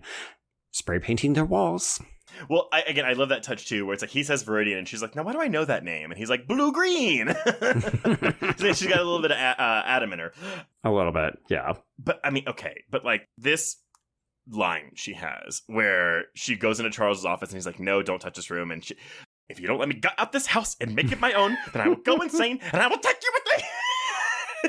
It's the best. It is the best delivery. A+ comedy work from Miss O'Hara. I cannot. Yeah. And of course, as they've been doing this walkthrough, this is the first attempt to scare them because Adam and Barbara don't yet realize that not everyone can see them. They still have not quite learned the lesson. So they're trying to do these gory death tableaus in various rooms. But of course, it's really just for them and our amusement as an audience. I mean, that face rip is also kind of wild. Like, there's so much amazing. There's so much stuff with faces and eyeballs in this movie that, again, I'm just kind of like, wow, PG, all right. Yeah, but always in the service of comedy. So even when it is scary, gross, it's kind of slapstick. I like that you brought up Who Framed Roger Rabbit, obviously not quite in conjunction with this film, but it does feel like, oh, we can do cartoony violence and get away with it. I think at the end of the day, tone is where the MPAA goes here. Yes. Yeah. Okay. Yeah, so none of this works, but Delia is going to renovate this entire house, which is also very upsetting to Barbara and Adam because, of course, they spent so much time and effort getting this just perfect. It was like their dream home. But then we just get this cutaway to Gina Davis. I'm going to get her. Which is kind of upsetting that she doesn't really ever get her, but I honestly, even as a kid, I feel like that's the one thing I in this movie being really upset about is that we don't get more interaction between Adam and Barbara and Delia and Charles. Yeah, no, it's true. It's true. Okay, so the one space that they can't get into to take a look at is the attic, and that's because a still headless ghost Adam runs upstairs and locks the door, and they don't have the key for it. So for now, the model in the attic is protected, and it's a bit of a safe space for Adam and Barbara to get away from the Dietzes. I am a little surprised, though, they don't just kick down this door. Like, I'm sorry, 100%. It's your house, it's a locked door, you have money, kick the fucking thing down. Or call the locksmith. Right? Hey, Bill, you own the hardware store. Can you just come up to the house and fix this door for us? Well, because Jane will give Lydia the skeleton key later, and I'm like, why wasn't that just in their mailbox when they got there? Why wasn't it part of the welcome package? Do you think Jane was planning on like snooping around a little bit before? Honestly, the joke we are missing from this movie is her walking in to see what they have done with the house. Right. Yeah, because we get this ineffectual joke where when she passes off the skeleton key, she says, I helped design half that house or all of that house. So have your father call me. And you're just like, I think that's meant to be a joke, but it doesn't quite work. Yeah. Okay, so yeah, we've got a bit more sandworm action with Barbara and Adam when they try to make a run for it outside. And then we get this Cantonese dinner and we get a bit of the backstory from the Dietzes. An interesting note is that in the musical, they do change it so that Delia is the stepmother. So she was there when the original mother died, hence the song Dead Mom. And we don't get any of that kind of confirmation. So like Delia, as far as we know in this movie, is Lydia's mother. No. No? Did I miss that? No, you did miss that. Okay. Lydia will tell Barbara whenever she first meets them when they're wearing the sheets. They say, we're trying to scare your mother, stepmother. When she's sleeping with Prince Valium. Okay, that makes sense. Yeah, because it's not like there's a love lost, but clearly Delia did not marry into this looking for a daughter, looking for that kind of connection with Lydia. Yeah, it's definitely one of those things, though. And like, I don't really care, but it's kind of like, what does Delia even see in Charles? Like, they are not a match. And it's just, I mean, maybe it's a money thing. Maybe she's meant to be a gold digger, but we also don't get enough of information about Delia in that regard. But not even with that, because she does seem to genuinely support him when he makes his pitch about turning the whole town into this theme park. Like, she gives him the clap of like, yeah, you did a pretty good job, even though it was not a good performance. Yeah, but I do like, there's animosity between Delia and Lydia, but it's not necessarily an antagonistic relationship. I mean, no. Yeah. And that's why I mistakenly thought that they were actually mother and daughter. And I guess I just thought that Delia was a bit of a bad mom, because we don't go the usual evil stepmother who hates her stepdaughter kind of vibe. Yeah, it's more so she doesn't understand her stepdaughter, and so therefore they don't have a good relationship. But yeah, and neither one of them can really be bothered to make the effort. Exactly. So, and again, I find that relationship very interesting. The movie doesn't really have an interest in it. Mm-hmm. But I imagine we'll get more of that in the sequel, since we have like 3 generations of Dietz women. Which, I'm not going to lie, is my most anticipated component of that. It's what I leave this film wanting and hoping that they will explore. 100%. I mean, well, they've got to explain why Adam and Barbara are in that house, since they're supposed to be there for 125 years. Yeah, that'll be interesting. Yeah. So the other thing that we learn over this Cantonese dinner is that Delia is only happy when she's sculpting. So she is an artiste. We have seen a couple of her pieces when they were moving in. There's that comedic bit where she gets pinned against the wall. She gets pinned against the wall. And also Charles he finally manages to maybe get that moment of quiet. And then one of her pieces smashes through the window above his head. Okay, that jump scare actually got me, though. Oh, really? Okay. Like, because I just forgot that it happened. Like, because it's totally quiet, and all of a sudden it just like slams through this window. Mm-hmm. Yeah, I love, and it's such a funny thing, because I imagine on a first time viewing, you're watching this like, wow, that's a really weird like decision to have this character just be really into these kinds of sculptures. But yeah, the movie will use it later. It will. I could have used even more of it, absolutely. To be honest. Mm-hmm.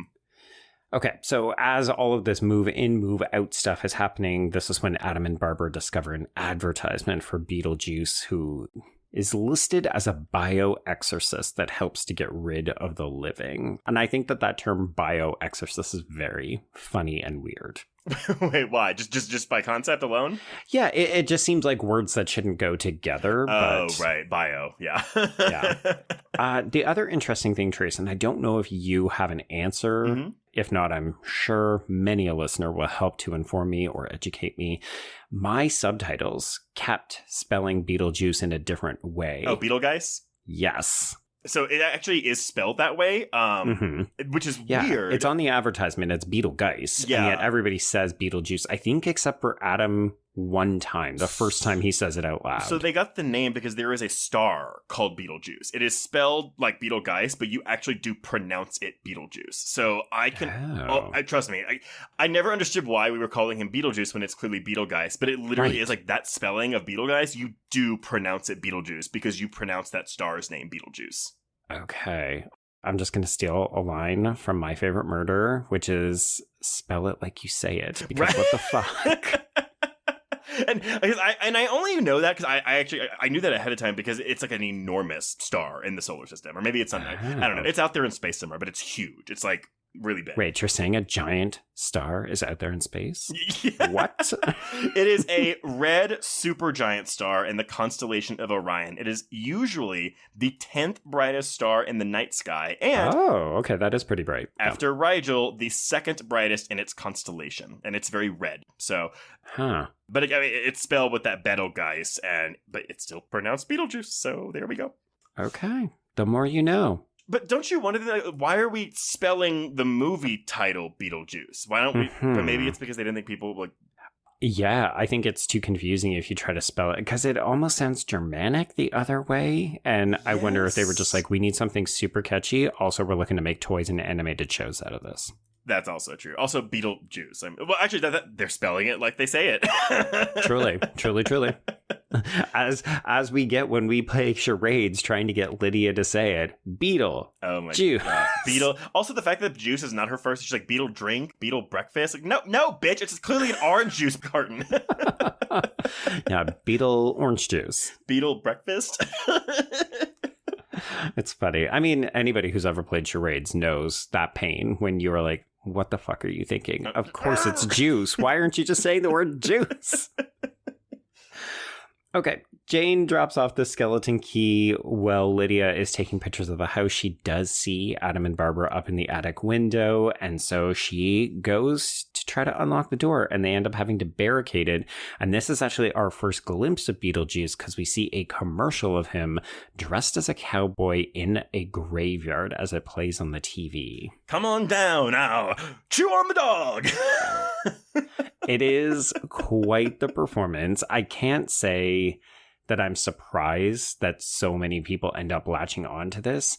At the same time, though, I think it's fascinating that you leave the film being like, yeah, give me more of that messy pervert, like, I don't know, there's something exciting about a trickster figure, but also I just think the whole movie is so wackadoodle that I am still a little surprised that people really latch on to Beetlejuice. I think it's a thing, though, where a little bit goes a long way. And I think Truly. There is another version of this movie where we have a lot more Beetlejuice, and it'd be a bit insufferable, I think. Yeah, a little bit, which again, like I'm very curious to know how much screen time he will have in that sequel, or if we're going to kind of follow the narrative structure of this one. But well, I can give you a hint, and of course, folks, like you'll see in a couple of days, but apparently Michael Keaton is very much on record as, I think he had to fight to make sure that he doesn't get a ton more screen time because he knows how well it plays in this first film. But the intention was to give him more of a bigger, juicier role. But I do know that Tim Burton was very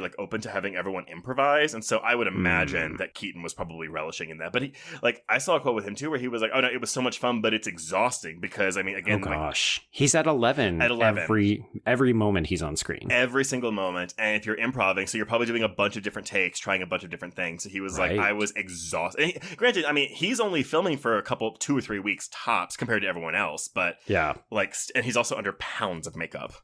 Yeah, that makeup looks thick. What is it dirt on his face, or is it like moss growing off of his skin? It looked like rot. Okay, maybe that is what it is. Okay, yeah, that's probably I mean, he does say that he went through the Black Plague.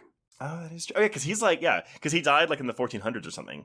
Yeah, it's something weird. Again, there's a bunch of context clues of how old he is and where he's been. But yeah, it almost even seems like he's been traveling around, which I'm curious, how does that work according to the rules of this world? Right, yeah. Who knows? I guess maybe after the 125, you're free to move. Well, that's the thing is there an afterlife? You know, do they get to move on somewhere? Do they get a nice cushy manor in the dead world? Who knows? Who knows? We'll have to watch that Ghostbusters Afterlife movie. Oh my god. I'd rather not. I want to see them, but nothing I've heard about either one of those new sequels gives me any desire to watch it. Yeah, I reviewed the first one and I was a little generous, and it's one of those reviews that I look back and think, no, you gave it the wrong score because it's so fucking fan servicey. It's painful. Interesting. Well, yeah, maybe one day. It's fine. Maybe one day. It's fine. Yeah. It's one of those pop it on and give it a casual watch. It's not the worst thing you've ever seen, but it's also not great. Yeah, I like the ice stuff in the sequel. I was like, ooh, an ice New York? Yeah, cool, I'll do that. Yeah. Anyway. Okay, so at this point, Adam and Barbara really feel like they're losing everything, so they declared an emergency, and according to the rules of the handbook, we draw a door and a door handle, and then we knock 3 times, and then we follow the greenlit passage, and this is our first taste of the waiting room in the afterlife. The number of times I tried to draw a door on the wall and knock on it to make it open as a kid. Oh, no. Oh, I was so upset every time it didn't happen. And your parents are like, no, but really, you little shit. You need to stop doing that. Stop drawing on our walls, please. This. We don't get a ton of scenes in the end. And this, what do we want to call this? I just call it the afterlife or the waiting room. Yeah, sure. All of the details in here. I was like, I want to take a tour of this place. It feels like one of those things where if they did turn it into a Universal Studios ride, or I think you said it had some kind of thing that you could go and interact with it, I could see it doing so well because there is a richness to this. It feels like there's Easter eggs hidden everywhere you would look. Well, and this is the thing too, where like some of the makeup work on these corpses we have in here, you know, like we get the magician's assistant that's cut in half, the guy who's in a sleeping bag with a rattlesnake, shark on leg, guy choked on a bone, burnt up guy. It took me because I was like, why are these people like teal colored? And I realized that's if they've been exsanguinated. So like if you slit your wrist, like you bled out, so like your skin is blue. That's why the receptionist is blue.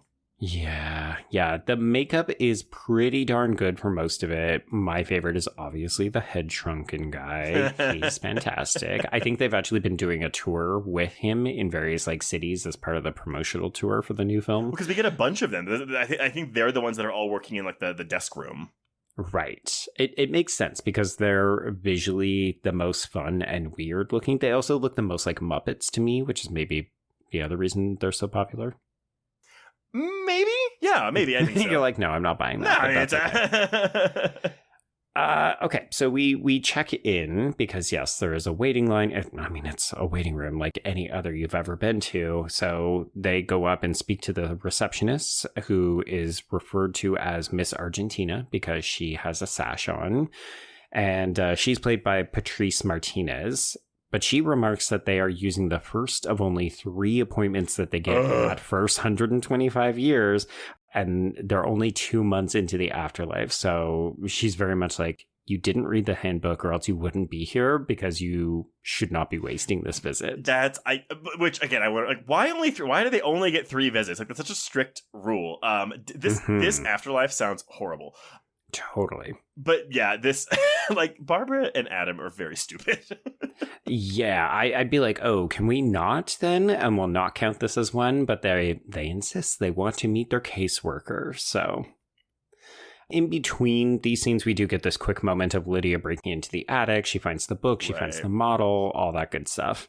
But then we're back with Barbara and Adam, and this is when they meet their caseworker, Juno, who is played by Sylvia Sidney. We should note that in the musical, Juno is the villain. Really? Oh, I don't think I knew that, actually. That would be yeah, so she wants to take Lydia back to the afterlife, and Beetlejuice and Adam and Barbara have to work together to stop her. So she's the one who gets eaten by the sandworm. Oh, I'm looking at this now. Juno appears, reveals herself as Beetlejuice's mother. Right. Okay. Which is not a detail that's included in this film. We just hear that he was her assistant. Yeah, that's very much a made for the musical thing. Which again, now I'm kind of like, oh, I wonder what this. Well, they can't bring Sylvia Sidney back because she's dead, but still. Yeah.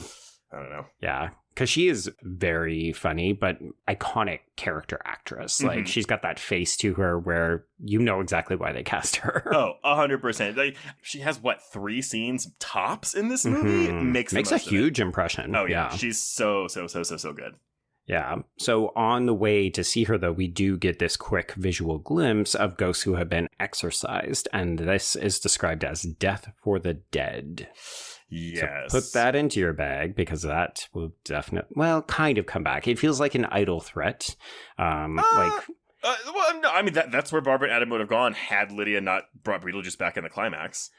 But I feel like visually it doesn't tie back to that strongly enough, so it kind of looks like they're just disintegrating. I will confess, as a kid, I never put the two together. I did as an adult this time because I get it, and because you're meant to be like, okay, as they get older, like as they disintegrate, they look more like the ghosts in there. But exactly because the ghosts in there are like these, it's not CGI, but it's like whatever effect they're doing in there. When they're not like full bodies, even a lot of them just sort of seem to be like floating faces. So yeah, I think.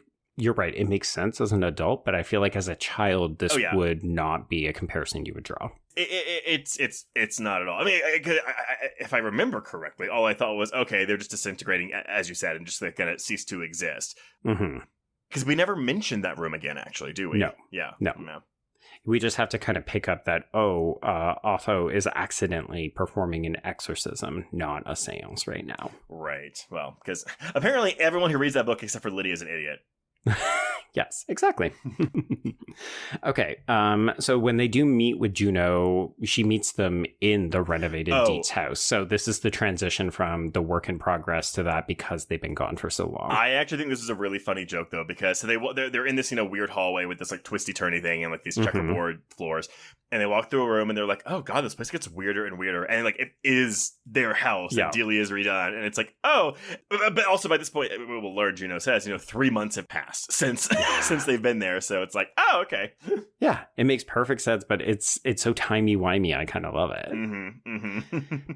Okay, so Juno is not super excited with them. She basically says, you needed to read the handbook because if you want to get rid of these tenants, all you need to do is scare them. Like, work on your fucking skills. Okay, but she's not giving them, like, because she'll say later, like, I want to make sure you're not going to do some parlor trick. And I was like, okay, but like, what is the difference? It's all parlor tricks. What are you talking about? Like, what do you mean? Can you give them some direction, please? I mean, well, I think what we see of them later is like, that's not a parlor trick. Like, that is a full face transformation. Okay. I think she's suggesting don't put a fucking sheet over your head, which is exactly what they're going to do. Okay, but I was also confused by that, though, because she's like, okay, when they do their faces later, not bad. And I was like, okay, but... we've already learned. What do you do with that? Yeah, but they can't see you. You just bitched at them earlier about, oh, you're taking your face off, cutting your heads off, and they can't see you when the new faces they give themselves only work. Which I guess maybe by this point, like, they would be able to see them because they're fully buying into this whole concept of ghosts after the Deo sequence. But still, like, what they're doing is solely reliant on the fact that Delia and Charles will be able to see them. I don't get it. Yeah. It feels like there's a couple of steps that are either maybe missing, and I can't tell if it's the film saying, oh, well, because we're associated with Adam and Barbara, and Adam and Barbara don't know that, that's why we, as an audience, don't know it. But it also does feel like, yeah, there's just a touch of detail missing somewhere in the script. Yeah. Okay, so one of the things that Juno does mention is that they should not rely on the services of Beetlejuice because he's very chaotic, he can't be trusted, and also she would know because he used to be her assistant.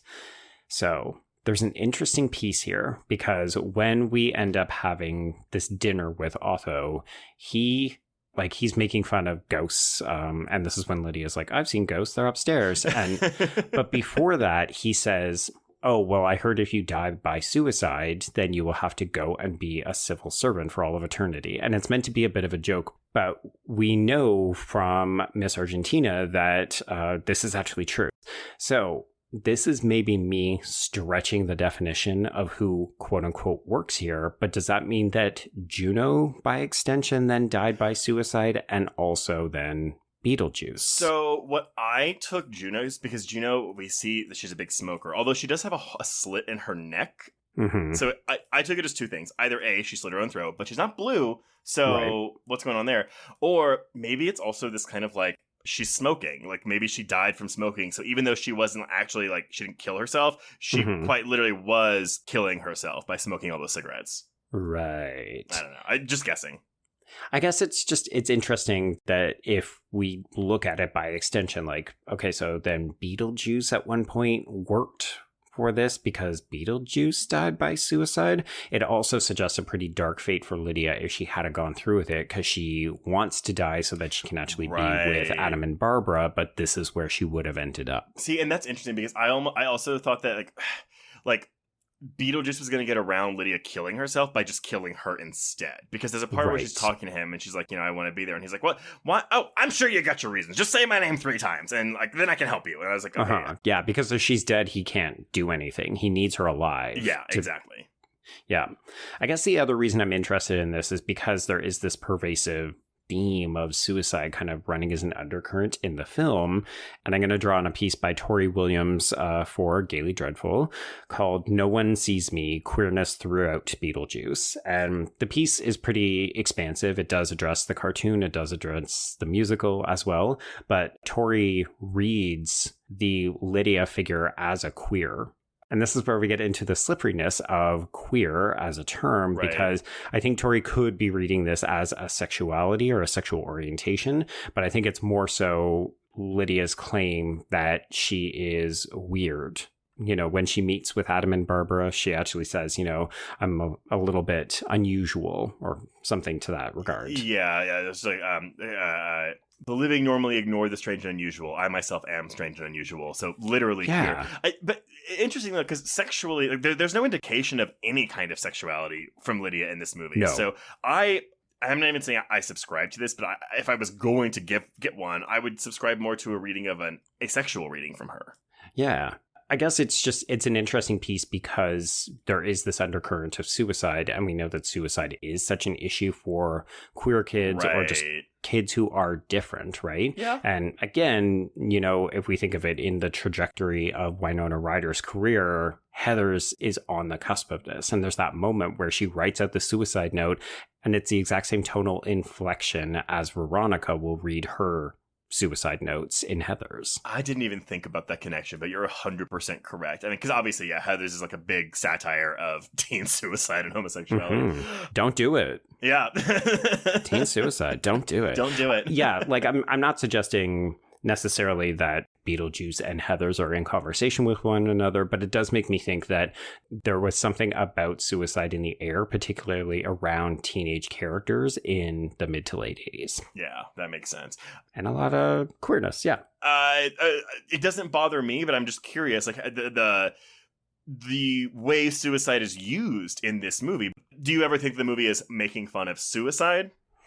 I don't think so, but it is treated a little lightly, right? Yeah. Like, Lydia is so quick to say, well, I guess if I can't be with them forever, then I should die so that I then can. And you think, okay, well, no one has thought this through. Like, it's a little bit glib, but I don't think it's meant to be offensive. It's something that I think we pay much more close attention to nowadays as opposed to back then. Yeah, but I don't find any of this particularly offensive either. I was just curious. Again, thinking about it, watching it last night through a 2024 lens, I was like, all right. Yeah. It's an odd quirk. Like, I don't think we would be so casual about using suicide or even suggesting our maybe de facto alternative protagonist would go that route. Yeah, absolutely. Okay. Yes. So I will say this moment where Juno was like, okay, don't do pranks, but do hauntings, like get them out of your house. Don't come to see me again because you've already used up one visit. She ends this by saying, like, don't go with Beetlejuice and definitely don't call him 3 times. Like, that's how you summon him. Yeah. I'm just like, bitch, if you don't want to tell them how to get in touch with him, maybe don't give them the exact details that they would need to know. I think, though, the idea, because, I mean, again, like, she also says he's been sleazing around your cemetery. So he's there. So I think the idea is, though, he probably would have tricked them into saying his name 3 times. So it's better for her to say this, to be like, that is what summons him. I am warning you. Don't do it. So this is when we get the moment where Beetlejuice lures a fly to its death with a candy bar, and we get the very comic, help me. Oh my God. It's so sad, this poor little fly. Why do we think Beetlejuice needs to do this? Is it that he's subsisting on flies in this miniaturized form? Is it just a cool sequence? Is this giving Beetlejuice enough power so that he can then drag Adam and Barbara into the graveyard in a couple of scenes? Letter B, it's just cool, because we've also have been given no inclination that dead people need to eat. Right. Oh, that's true. Yeah. But nevertheless, it's just cool. I mean, it is a very cool sequence. Yeah. And yeah. It's I just like, again, like what Michael Keaton does with his voice is like, well, have a little bite. He's having too much fun.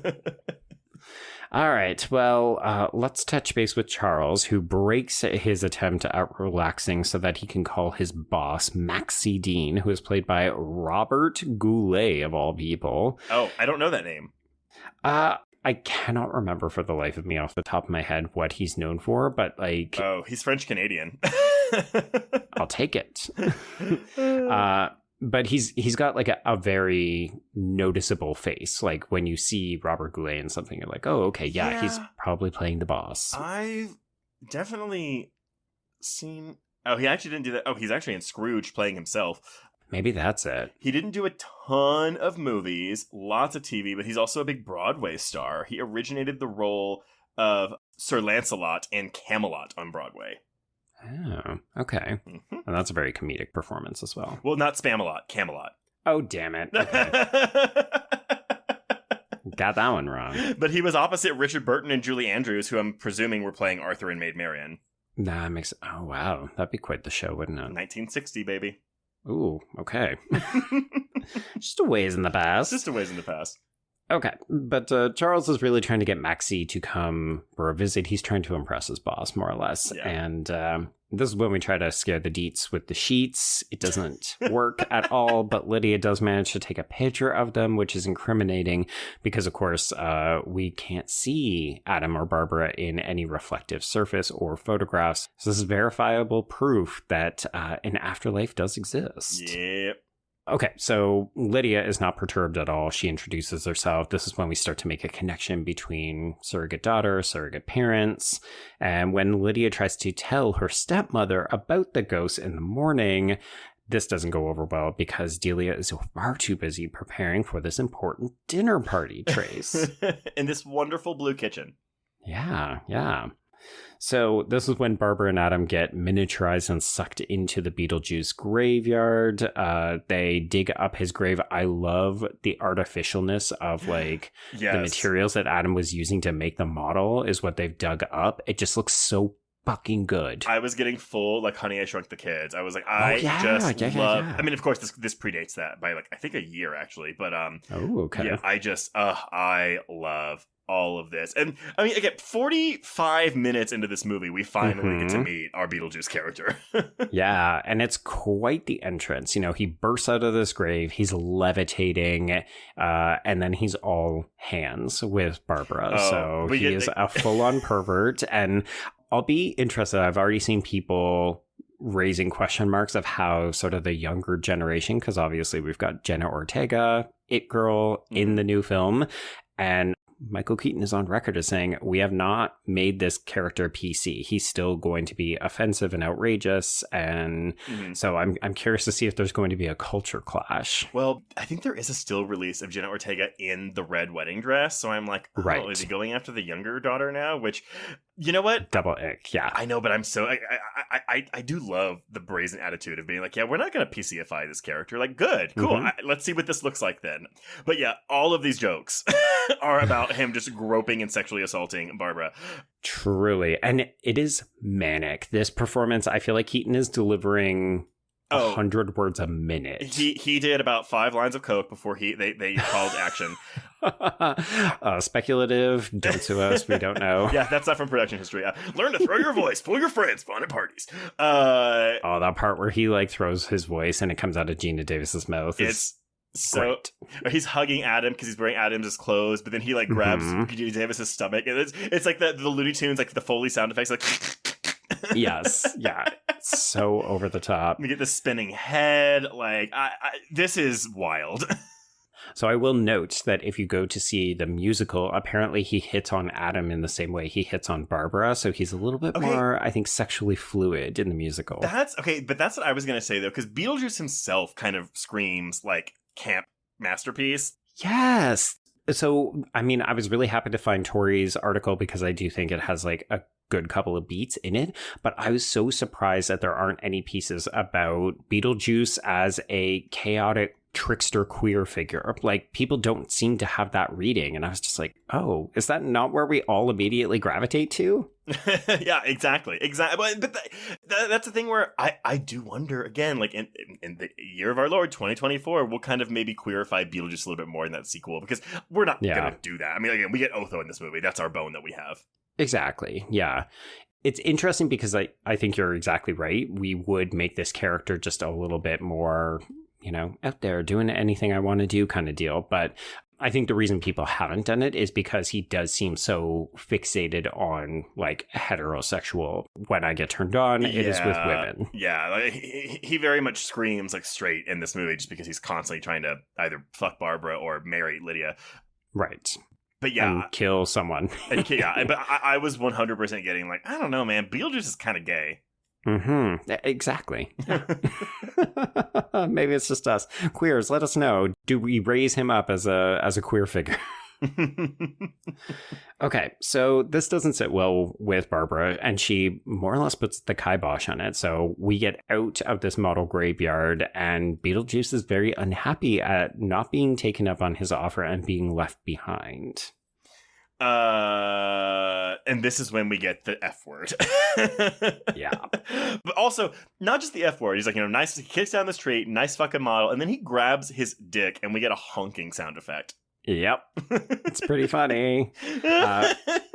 Did you like the joke that he laughs through The Exorcist 167 times? I don't think the joke is that funny, but it's his delivery, you know? I've seen The Exorcist 167 times, and it keeps getting funnier every single time I see it.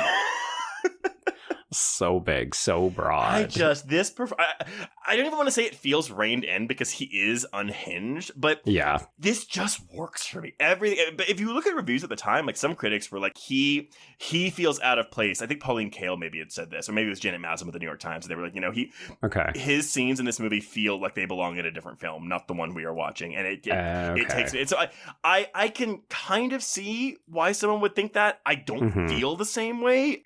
Right. To me, it just adds to the comedy. Like he still feels like a part of this world to me. I agree. I think that's why the waiting room sequences are so important, because even though they're not on his level of energy, they're still suggesting a level of wackiness that is different. Like, that's why I think even having Adam and Barbara do weird things with their faces or do the death tableaus, like, it anticipates the level of manic delivery that Keaton is going to give us when Beetlejuice finally bursts on screen. Which I kind of like that, you know, because it's not even the performances in this waiting room scenes. It's specifically the set design. Oh, yeah. It's all just, oh, that's so weird. Oh, that's so different. Oh, that's definitely not what we're seeing. But I do think it all works together as a cohesive whole because the Dietzes themselves are weird. Like, Charles is the only one who feels like the straight man in this. And I think it's noticeable that Jeffrey Jones is actually not in a ton of this movie. No, but I do think when he gets a chance to have a joke, it does work because he is the kind of only straight person in this movie. I mean, well, you could argue Adam and Barbara are too, but they're still immersed in the weirdness of the world, whereas he's not. Yeah, they get to dip a toe in it, whereas the only time that Charles gets to do anything is when he's possessed. Right. Yeah. Which is actually where we're up to. So we are up to, yes, I'm going to say it again, even though people get annoyed at me.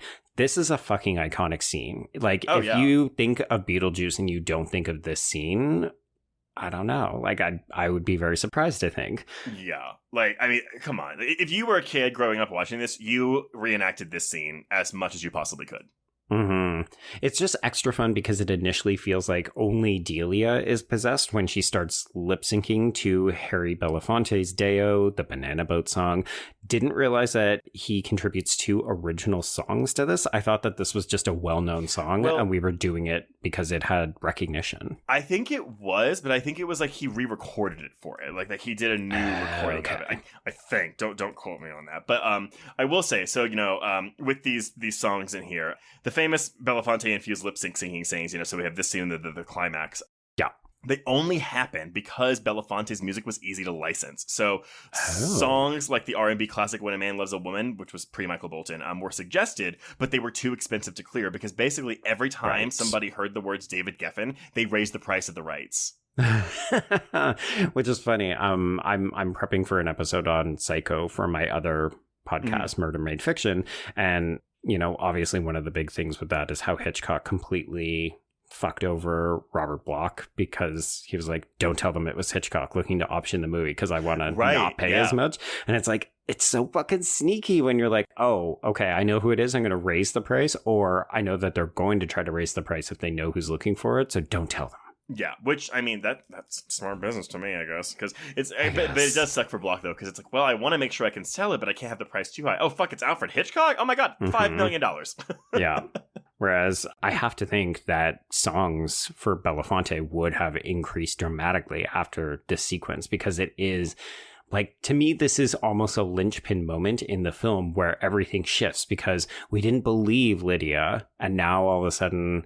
we think it's a fun, parlor game, and how can we monetize this? So all of a sudden, Charles and Delia are very much on board with this. We think it's delightful that we have ghosts. But man, the shrimp hand though. Oh, I do love that moment. I completely forgot about it. I couldn't remember how the sequence ended. It's a good little scare. It's a good little. Even like watching it before, where you're like, because they very much look like shrimp fingers in that thing. But I love it. We just cut, and all of a sudden it's just a big old shrimp arm. Yeah. Weird things coming out of small places.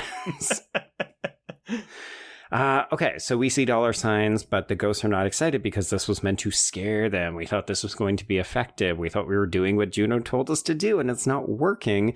So they get very frustrated, but the party guests are like, let's burst down the door to the attic. And even though the ghosts aren't there, Otho does manage to grab the handbook. Okay, I'm just gonna say one thing, and it's okay because you've been doing it for the past 30 minutes. It's Otho. Otho. It's very cute though. It's endearing. Would it be an episode of Horror Quiz if I don't mispronounce at least one thing it's okay. all the time? You're doing the bulk of the reading in all the episodes, so I totally get it. But I just think it's very funny. I also love Delia's line when she's talking to Lydia, and she's like, "You've got to take the upper hand with these people because otherwise, people living or dead, they will walk all over you." As if she's such an expert. Yeah, so when we come downstairs, Beetlejuice is actually on the scene because he does want to be helpful. He doesn't want to be forgotten. The transition of Delia holding the banister to then it becoming snake-like and then getting this Beetlejuice-headed rattlesnake in the sequence where we're hitting people down the stairs, we're holding them over the banister and dropping them. It's great. Totally forgot about all of this. This is a fantastic... We've come for your daughter, Chuck. Oh, that delivery is so good. So this freaks out Lydia. It does activate Barbara's mothering instinct, so she ends up getting rid of Beetlejuice, but Lydia thinks that she had a hand in doing this, which I guess she kind of did. It's very unfortunate that Barbara takes some of the blame, but this confirms, okay, Beetlejuice is not a good fit. We cannot use him in the future. Yeah. But this, of course, has Beetlejuice being like, oh, I take a liking to Lydia. I love that he calls her Edgar Allan Poe's daughter. Appropriate, yeah. So this is an interesting scene because it's a moment where we don't really have a good sense of what's happening because he's talking to himself. Yeah, he's very interested in Lydia. You can already see the wheels turning. And then all of a sudden there's a new house in the model, which is the Inferno room. This is a house and Beetlejuice gets distracted and goes inside. And we'll learn in a moment that this was Juno's doing. She built this to distract him so that she could lay into Barbara and Adam because they have made 3 different fuck-ups. Yeah.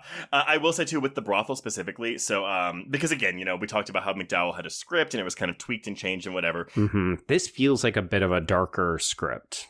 Yes. So, basically, Senelik, McDowell's partner, said in an interview years later, he's like, oh, I see McDowell's fingerprints all over the movie's final cut, right down to the brothel that Beetlejuice visits, because it's actually based on a series of 19th century French stereograph cards of devils doing various things in hell. Oh, interesting. Yeah. So this was something that McDowell would have put in the screenplay. It's like, this is what this is meant to be. That's fascinating. Yeah, because this has, I don't want to say a completely different visual look because I don't think that's accurate, but it does feel just different from a lot of the other moments in the film. Which I think it's interesting because I think that's something that really speaks to Tim Burton because I think Mars Attacks is based off of playing cards. Yes. Yeah. So, yeah. Which is, again, how do you turn playing cards into a whole fucking movie? Well, some people would say he didn't. Yeah. We'll get there. We'll get there. Okay, so the Dietzes do have this kind of come to Jesus parenting moment where Charles and Delia question, maybe this isn't the right environment for Lydia because weird shit is happening. We've got ghosts, we've got snake-headed things attacking us, but Lydia is actually kind of fine with it because she realizes she likes Barbara and Adam enough that she is willing to die by suicide to be with them. Yeah, this is probably the most serious. I mean, again, we're watching this teenage girl write a suicide note. I do love her choosing a different word, plummeted instead of leapt or jumped. Yep. It wasn't enough for her to start over, but she still scratches it out. Yeah, she's got to work on that vocabulary. She wants to be very eloquent if she's going to her death, I guess. Oh, and her hat. I know I mentioned Delia's hats, but Lydia's hat game. Also, the way her bangs are always just gelled into points on her forehead. Yep. Yeah, it's very specific. It does feel appropriately late 80s, though. I'm thinking of that movie that we covered... The Mirror one? Mirror, yeah. Yeah. Rainbow. No, not Rainbow. Was her name Rainbow? Her name was Rainbow. I think so. It was something like that. Yeah. Folks, go back and listen to that episode. It's a little weirdo gem of a movie. It sure is. Rainbow Harvest, that was her name. There we go. Oh, God, what a name. What a name. All right, so yes, we're still getting reamed by Juno in her office for like fucking up on a variety of different levels. So she says, okay, you've got one chance. The Dietzes now have proof of an afterlife because of the pictures, because they've got the handbook. You need to get them out of the picture. So show me your scare faces. Yeah. And then we get this, like, what? Fucking makeup job. And it's not even because Adams is kind of cool, you know. He pulls it out, and then he sticks his fingers into his eyes, pulls two eyes out, crimps his hands together, and all of a sudden he has an eyeball in each finger. Which I love the touch of him holding his glasses up to two of them to like look at Barbara. Me too, to see, because he's still blind. He's still Adam. He can't see well. But then my favorite shot of this is when we get the close up of Barbara's eyes. It's clearly not Gina Davis anymore. It's like a dummy, but like where she rolls her eyes back and just like flicks them, and they roll back down to her mouth. Yeah, she's got this kind of pterodactyl mouth with lots of teeth. And I mean, I love even having to see, I don't know if this is the actors or just stunt people with the full face and makeup. I assume it would be Gina Davis and Alec Baldwin, but I don't know. I don't know. But watching them navigate around, it's just extra sorts of fun. Like the images themselves, what they do is so memorable, like so visually interesting and different. But then it's not like they're just stationary, right? They're not just masks or something. So we then have to watch these characters try to negotiate spaces. Like, oops, we accidentally scared Lydia. Oops, we've got to try to force Adam's nose back into place and so on. That's a cartoon right there. It's like, so cartoony. Again, even like the whatever that sound effect is, where it's like a spring sound effect. Mm-hmm. It's so good. But this is also where we have Beetlejuice doing his charades with Lydia, and yes, he's cheating, but sure. Oh my gosh, yeah. Like, no one has explained the rules to him, by which we mean he does not give a shit because he's so close to getting what he wants. She gets two and then realizes, hey, you're the snake from the hallway, so I'm not going to finish this because you're not trustworthy. I love that. I'm going to go talk to Barbara. No, you don't need to talk to Barbara. Let's say it. Yeah. When Barbara and Adam do come back and they essentially say, no, don't be ridiculous. You're not going to die so you can be with us. We're going to make this work. We will allow your parents to stay. We will find a solution. It is a genuinely heartfelt moment. Oh, yeah. And I think as slight as I do find some of this film, like it feels like a series of exciting visuals and set pieces. Mm-hmm. And I just wish that there was a bit more of this kind of stuff. But I think it's because this scene does work. And it makes me think, what if we had more scenes like this, or even just a little bit more drawn out? Because I think Gina Davis and Winona Ryder have really great mother-daughter chemistry. No, I'm actually very inclined to agree with you on that specific point, because I will say for this rewatch, I remembered there being more between like them making their new faces and then going into the climax with the seance / exorcism. So it's so fast. Yeah, that we jump right from this to the seance. I remember being like, oh, there's like 20 minutes left of this movie. Like I remembered there being more here, and there's not. So no. So again, like I'm sure you came in here fully expecting me to be like combating you about the slightness, but I don't disagree. It doesn't really change my opinion on the movie, but it doesn't feel rushed. It's more so like my child memory like filled in more blanks that weren't actually there. But yeah, I agree with you. I kind of wish we had more moments like this, like these heartfelt ones to make it breathe. But and this is an excuse, but I do wonder if it's more so like, no, man, we got to keep the jokes coming. Like, keep the set pieces a-rolling. Yeah, keep the jokes coming. We've introduced Beetlejuice, so now we need to see him on screen because he is the antagonist / most interesting, exciting character. It's hard to justify slowing the movie down so you can give it like a good amount of character. But also, I do think it then hurts. Like, think of how much more impactful it would be when Lydia realizes that we are accidentally exorcising these two in what is frankly a great moment. Like, when we get into this seance that turns into an exorcism by accident, because doesn't do it properly. I mean, even just like we lay out the wedding gown and the tux, and then we get to watch the ghost disappear and then fill in the clothes. It's such a great, I assume it must be balloon effect. Oh, with the clothes inflating. I would think. I mean, we see some really good balloon work too with the with Beetlejuice's hammer arms that we'll get in a minute. I do love those. Yes. But yeah, there's just these great eerie, like, because the lighting is very green in this moment as we get to see first, Gina Davis appear, and then she starts to age super quickly, and then we've got Alec Baldwin come in, and he's looking at her with so much longing and just despair because he can see that she is dying. And I think it plays really well. Like, Lydia is rightfully scared, but also I think it would have hit harder had we gotten just a couple more scenes with them. No, I agree. I mean, again, I think the same thing about the ending, because like we have this amicable reunion between everyone. And it's like, okay, we're all, this is the new status quo. We're living here with ghosts, and we're done. Blah, blah, and we're done. And I was like, oh, like I would just love to see, like, again, like just 5 minutes and just like see what their like routine is. What does the everyday look like now? Like I really want to know. But again, it's kind of like ghosts. Yeah, it is. It is. Okay, so Barbara and Adam are disappearing in front of our eyes, and even these house guests, who were delighted at the spiritualism and the excitement of seeing ghosts and that kind of stuff, like, they are perturbed by this. It is not a happy, fun experience that they were signing up for. So Lydia races to Beetlejuice. She makes this devil's bargain with him that she will marry him if he helps them. And I love that just means he is set free, and he barely gives a shit about Adam and Barbara. Like, he doesn't rescue them, but it feels like he waits until the very last minute to be like, oh yeah, right, okay, I guess I'll just stop that for you. Also, like, I mean, because he calls himself, he's like, I might be what you call an illegal alien, okay? So I gotta get married. It's like, this is the first we're hearing of this. Mm-hmm. Once again, folks, we talked about this in our Aliens audio commentary. I think we're very concerned about illegal immigrants, like, at this time, because we just keep dropping it kind of cavalierly into big films of this era. Absolutely.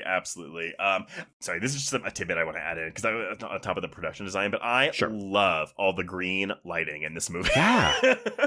I mean, we're such like simple bitches for being so excited by this, but even when we draw the door and we see the green, I will say there's this one gorgeous shot where when Lydia is first, when she gets the skeleton key and she's going up to try to open the attic, they're doing construction on the house. So there's all this like mist and fog behind her on the stairwell. And I was just like, that is cool, because we know that that's not mist and fog. That's construction dust and stuff.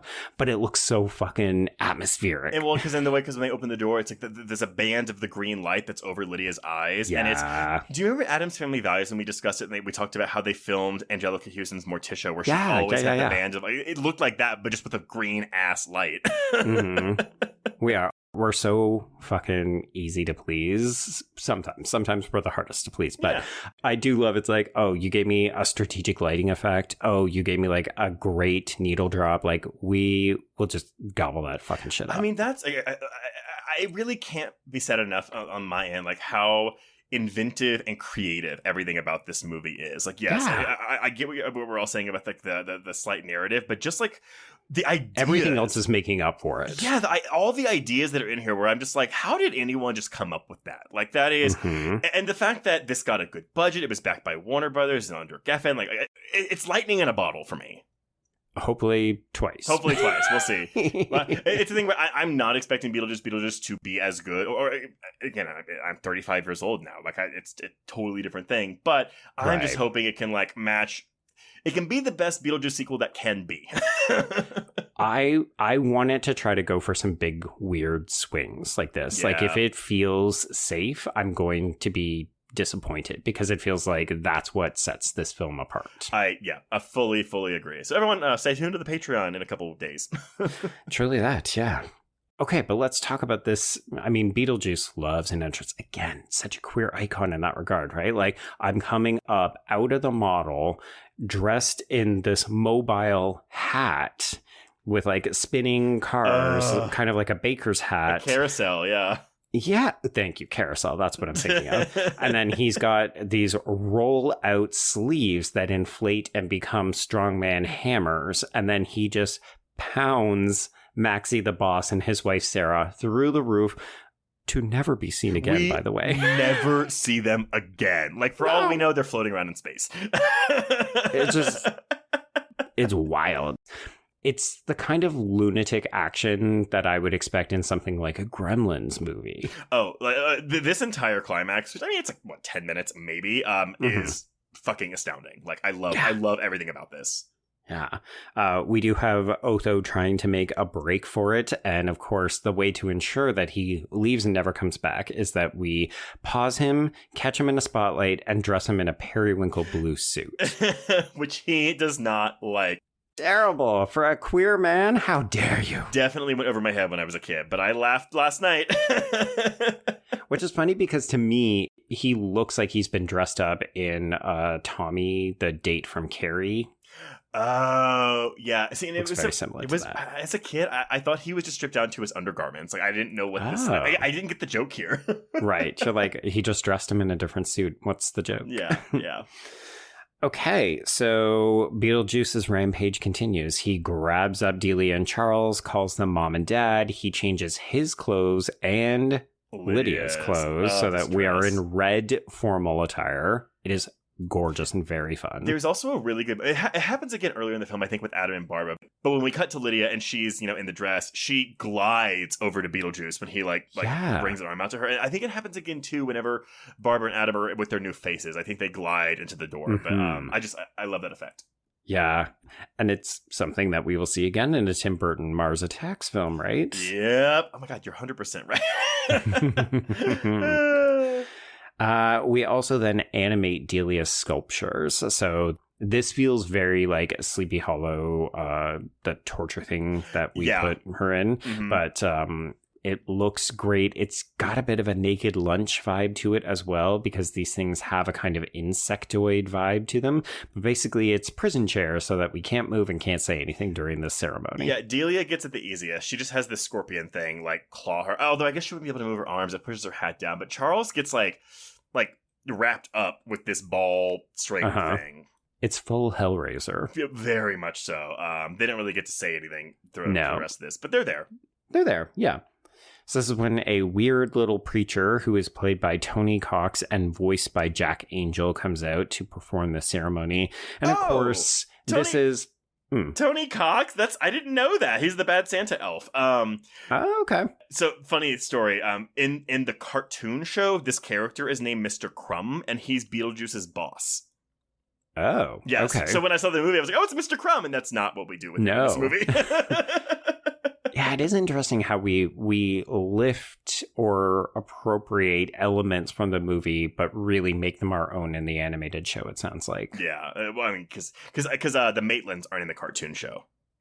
Interesting. Yeah. Why do you think that is? Is it just too limiting a story? Like, we want to have the adventures of Lydia and Beetlejuice? Very much so, because we spend half of our time in the house, then half of our time in the underworld, because Lydia goes... Oh. And weirdly enough, okay, kind of related but not, but there was a Jumanji cartoon show, too, that was really good.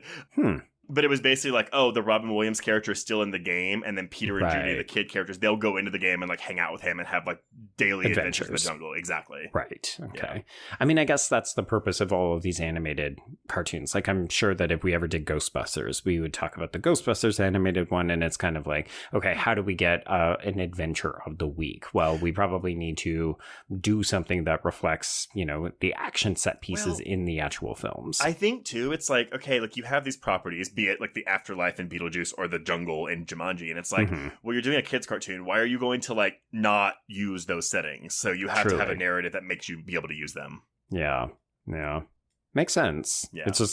It's funny because some of these don't lend themselves as naturally to an episodic adventure of the week kind of format. I mean, again, it's a very loose adaptation. Sure. Right. Okay, folks, tell us your stories about the Beetlejuice cartoon. My God. Yes. Yeah. Okay, so we're in the middle of the wedding ceremony, and obviously this is where everything is ramping up. We need to prevent it from finishing, because if not, then Lydia will be married to Beetlejuice, and it will be very bad. So everybody is trying to burst in and say Beetlejuice 3 times, and nobody can quite finish. Okay, so we get a lot of good physical comedy here. We get the zipper on Barbara's mouth and a steel plate, but honestly... My favorite, it's not even the physical comedy, but it's whenever Lydia tries to say Beetlejuice and he's like, oh, I'll just talk for her. And it's like, I'm Lydia Dietz and I'm of sound mind. Oh, yes, I love that man of mine. Yeah, definitely something a teenager would say, right? I'm Lydia Dietz and I'm of sound mind. I mean, the other interesting thing, I personally don't have a problem with it. I'd be curious to know if anyone who is maybe watching this, I don't know how, but maybe for the first time, if you feel like there aren't enough like rules of the world, because all of a sudden Beetlejuice can just magic Adam and Barbara to other places. And we've never seen this kind of power before. But, you know, we also have Juno just making a model house with no suggestion that this was a possibility before, but it does feel like the rules of magic in this world are quite malleable depending on what we need to do. So you were 100% correct. And I think in any other movie that would be a big problem for me, but it's like not here though. You know, when we started doing things we'd never seen them before and it was just like, oh, I guess we can do that. I was like, okay, I guess we could do that. Cool.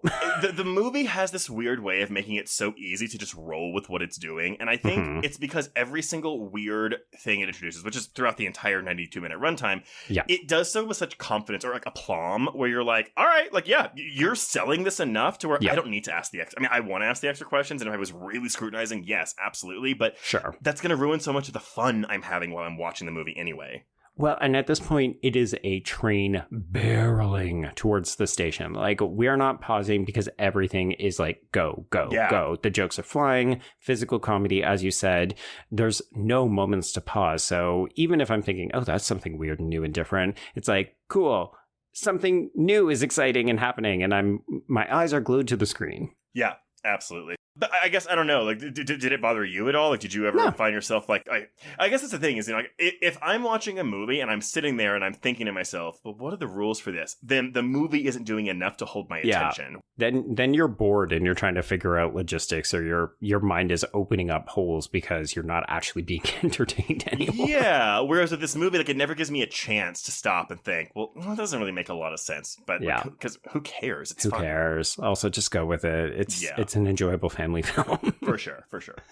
All this to say, we end up with both Adam coming in at the last minute in a model car that explodes in fire when it hits Beetlejuice's foot, but it distracts him long enough for then Barbara to come in on a sandworm. And this sandworm just gobbles Beetlejuice up and takes him to the waiting room of the afterlife. But for a moment, we think, oh, he's just vanquished. Which, okay, look.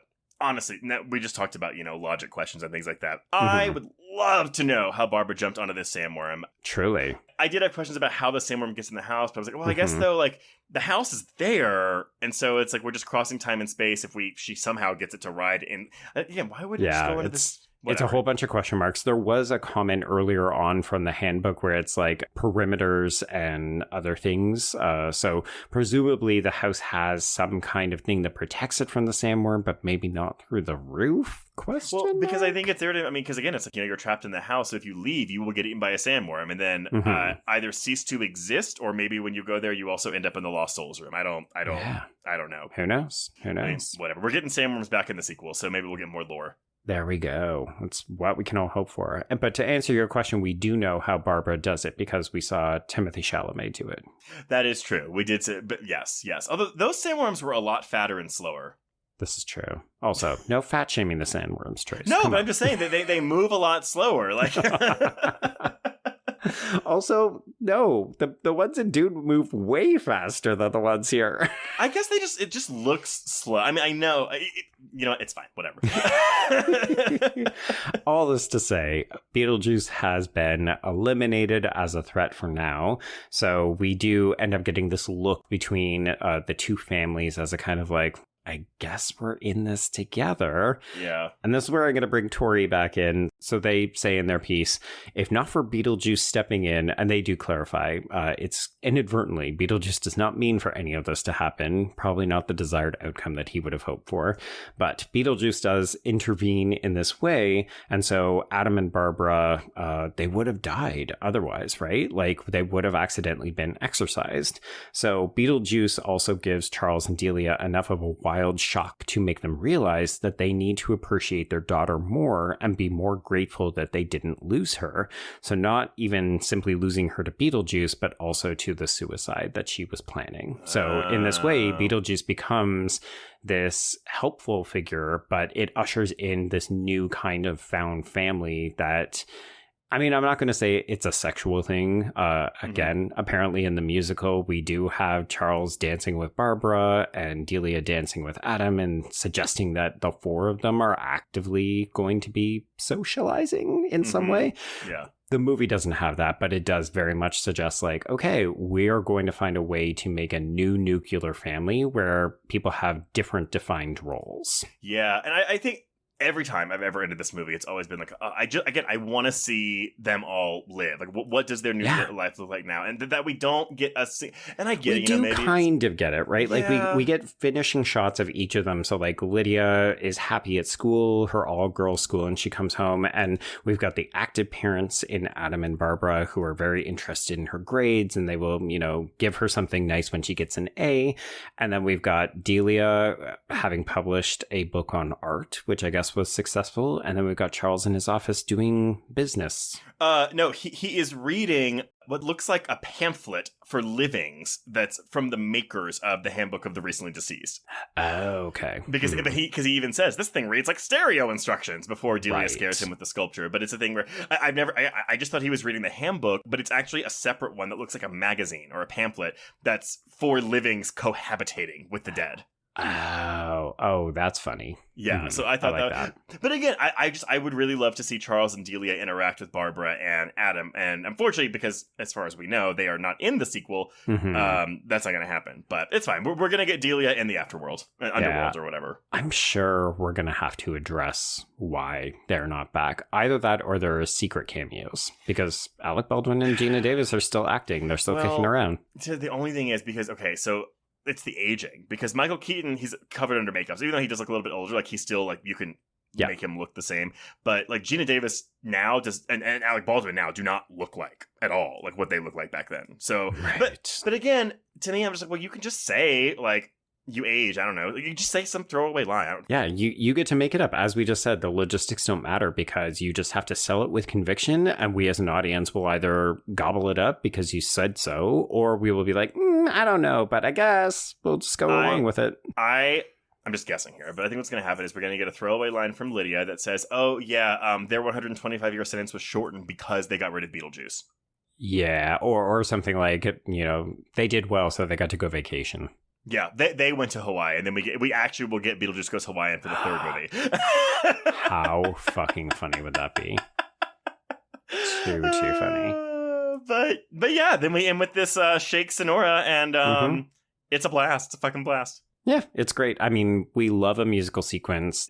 Admittedly, this one's not quite as fun as the dinner party one, but it's still a great way to send this movie off. And then, of course, we get this little tease with Beetlejuice down in the waiting room, and he gets his head shrunk, and it's funny. Okay, but the funny gag to me is when he switches the number with the head shrinking person. Yeah, but it's like instead of just like actually placing the ticket in there, he just tosses it into his lap. There's no subtlety. I think he honestly thought, oh, well, what is this guy going to do to me? And then, of course, the guy just sprinkles this magic dust on him. There is also a really, it's so silly, but it's like he's looking at his number and it's like 9 billion, whatever. And we just cut to the number ticker and it's like 3.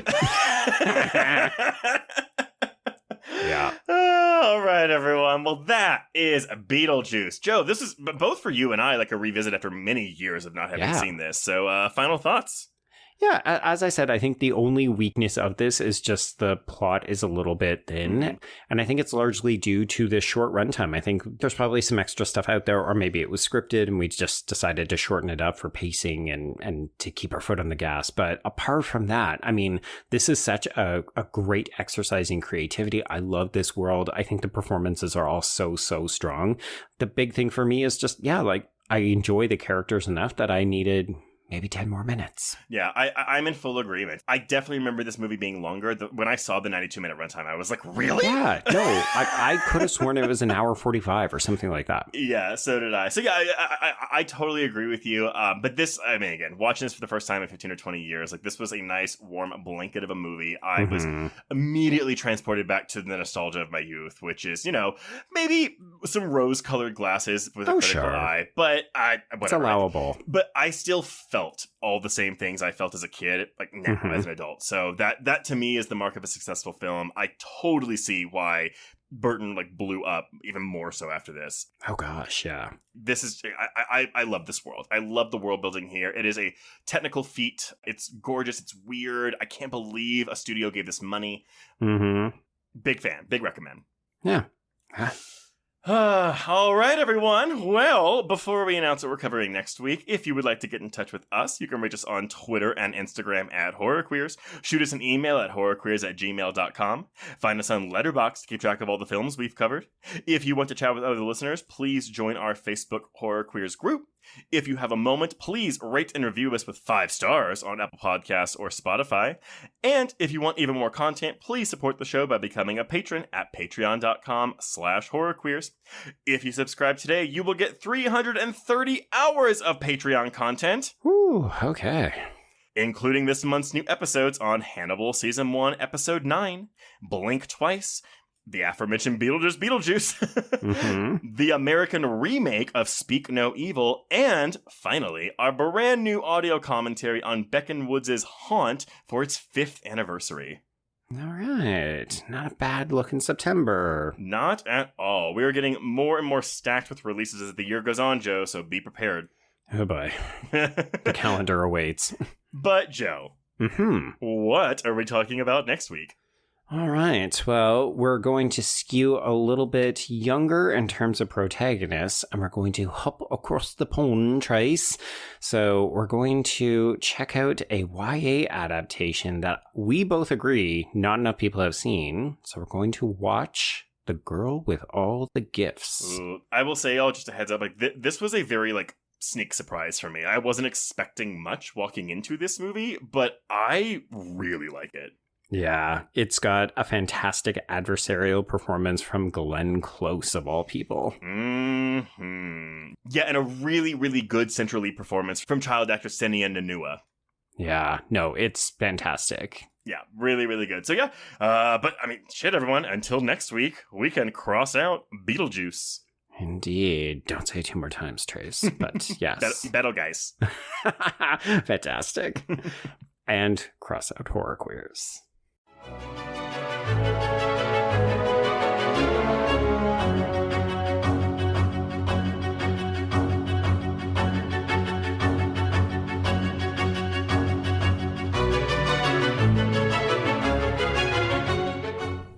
Murder in America is a true crime podcast that covers stories from all 50 states, including stories of mass shootings, serial killers, and lesser-known murders. Do you find yourself doing more research after listening to a true crime show? Well, Courtney and I used to do the same thing, and that's why we created Murder in America. Our podcast dives deep into each case. Our storytelling will make you feel like you're right there within the case with us, watching it all play out, and we do not shy away from the graphic details. If you're a fan of true crime, then listen to Murder in America on Spotify now.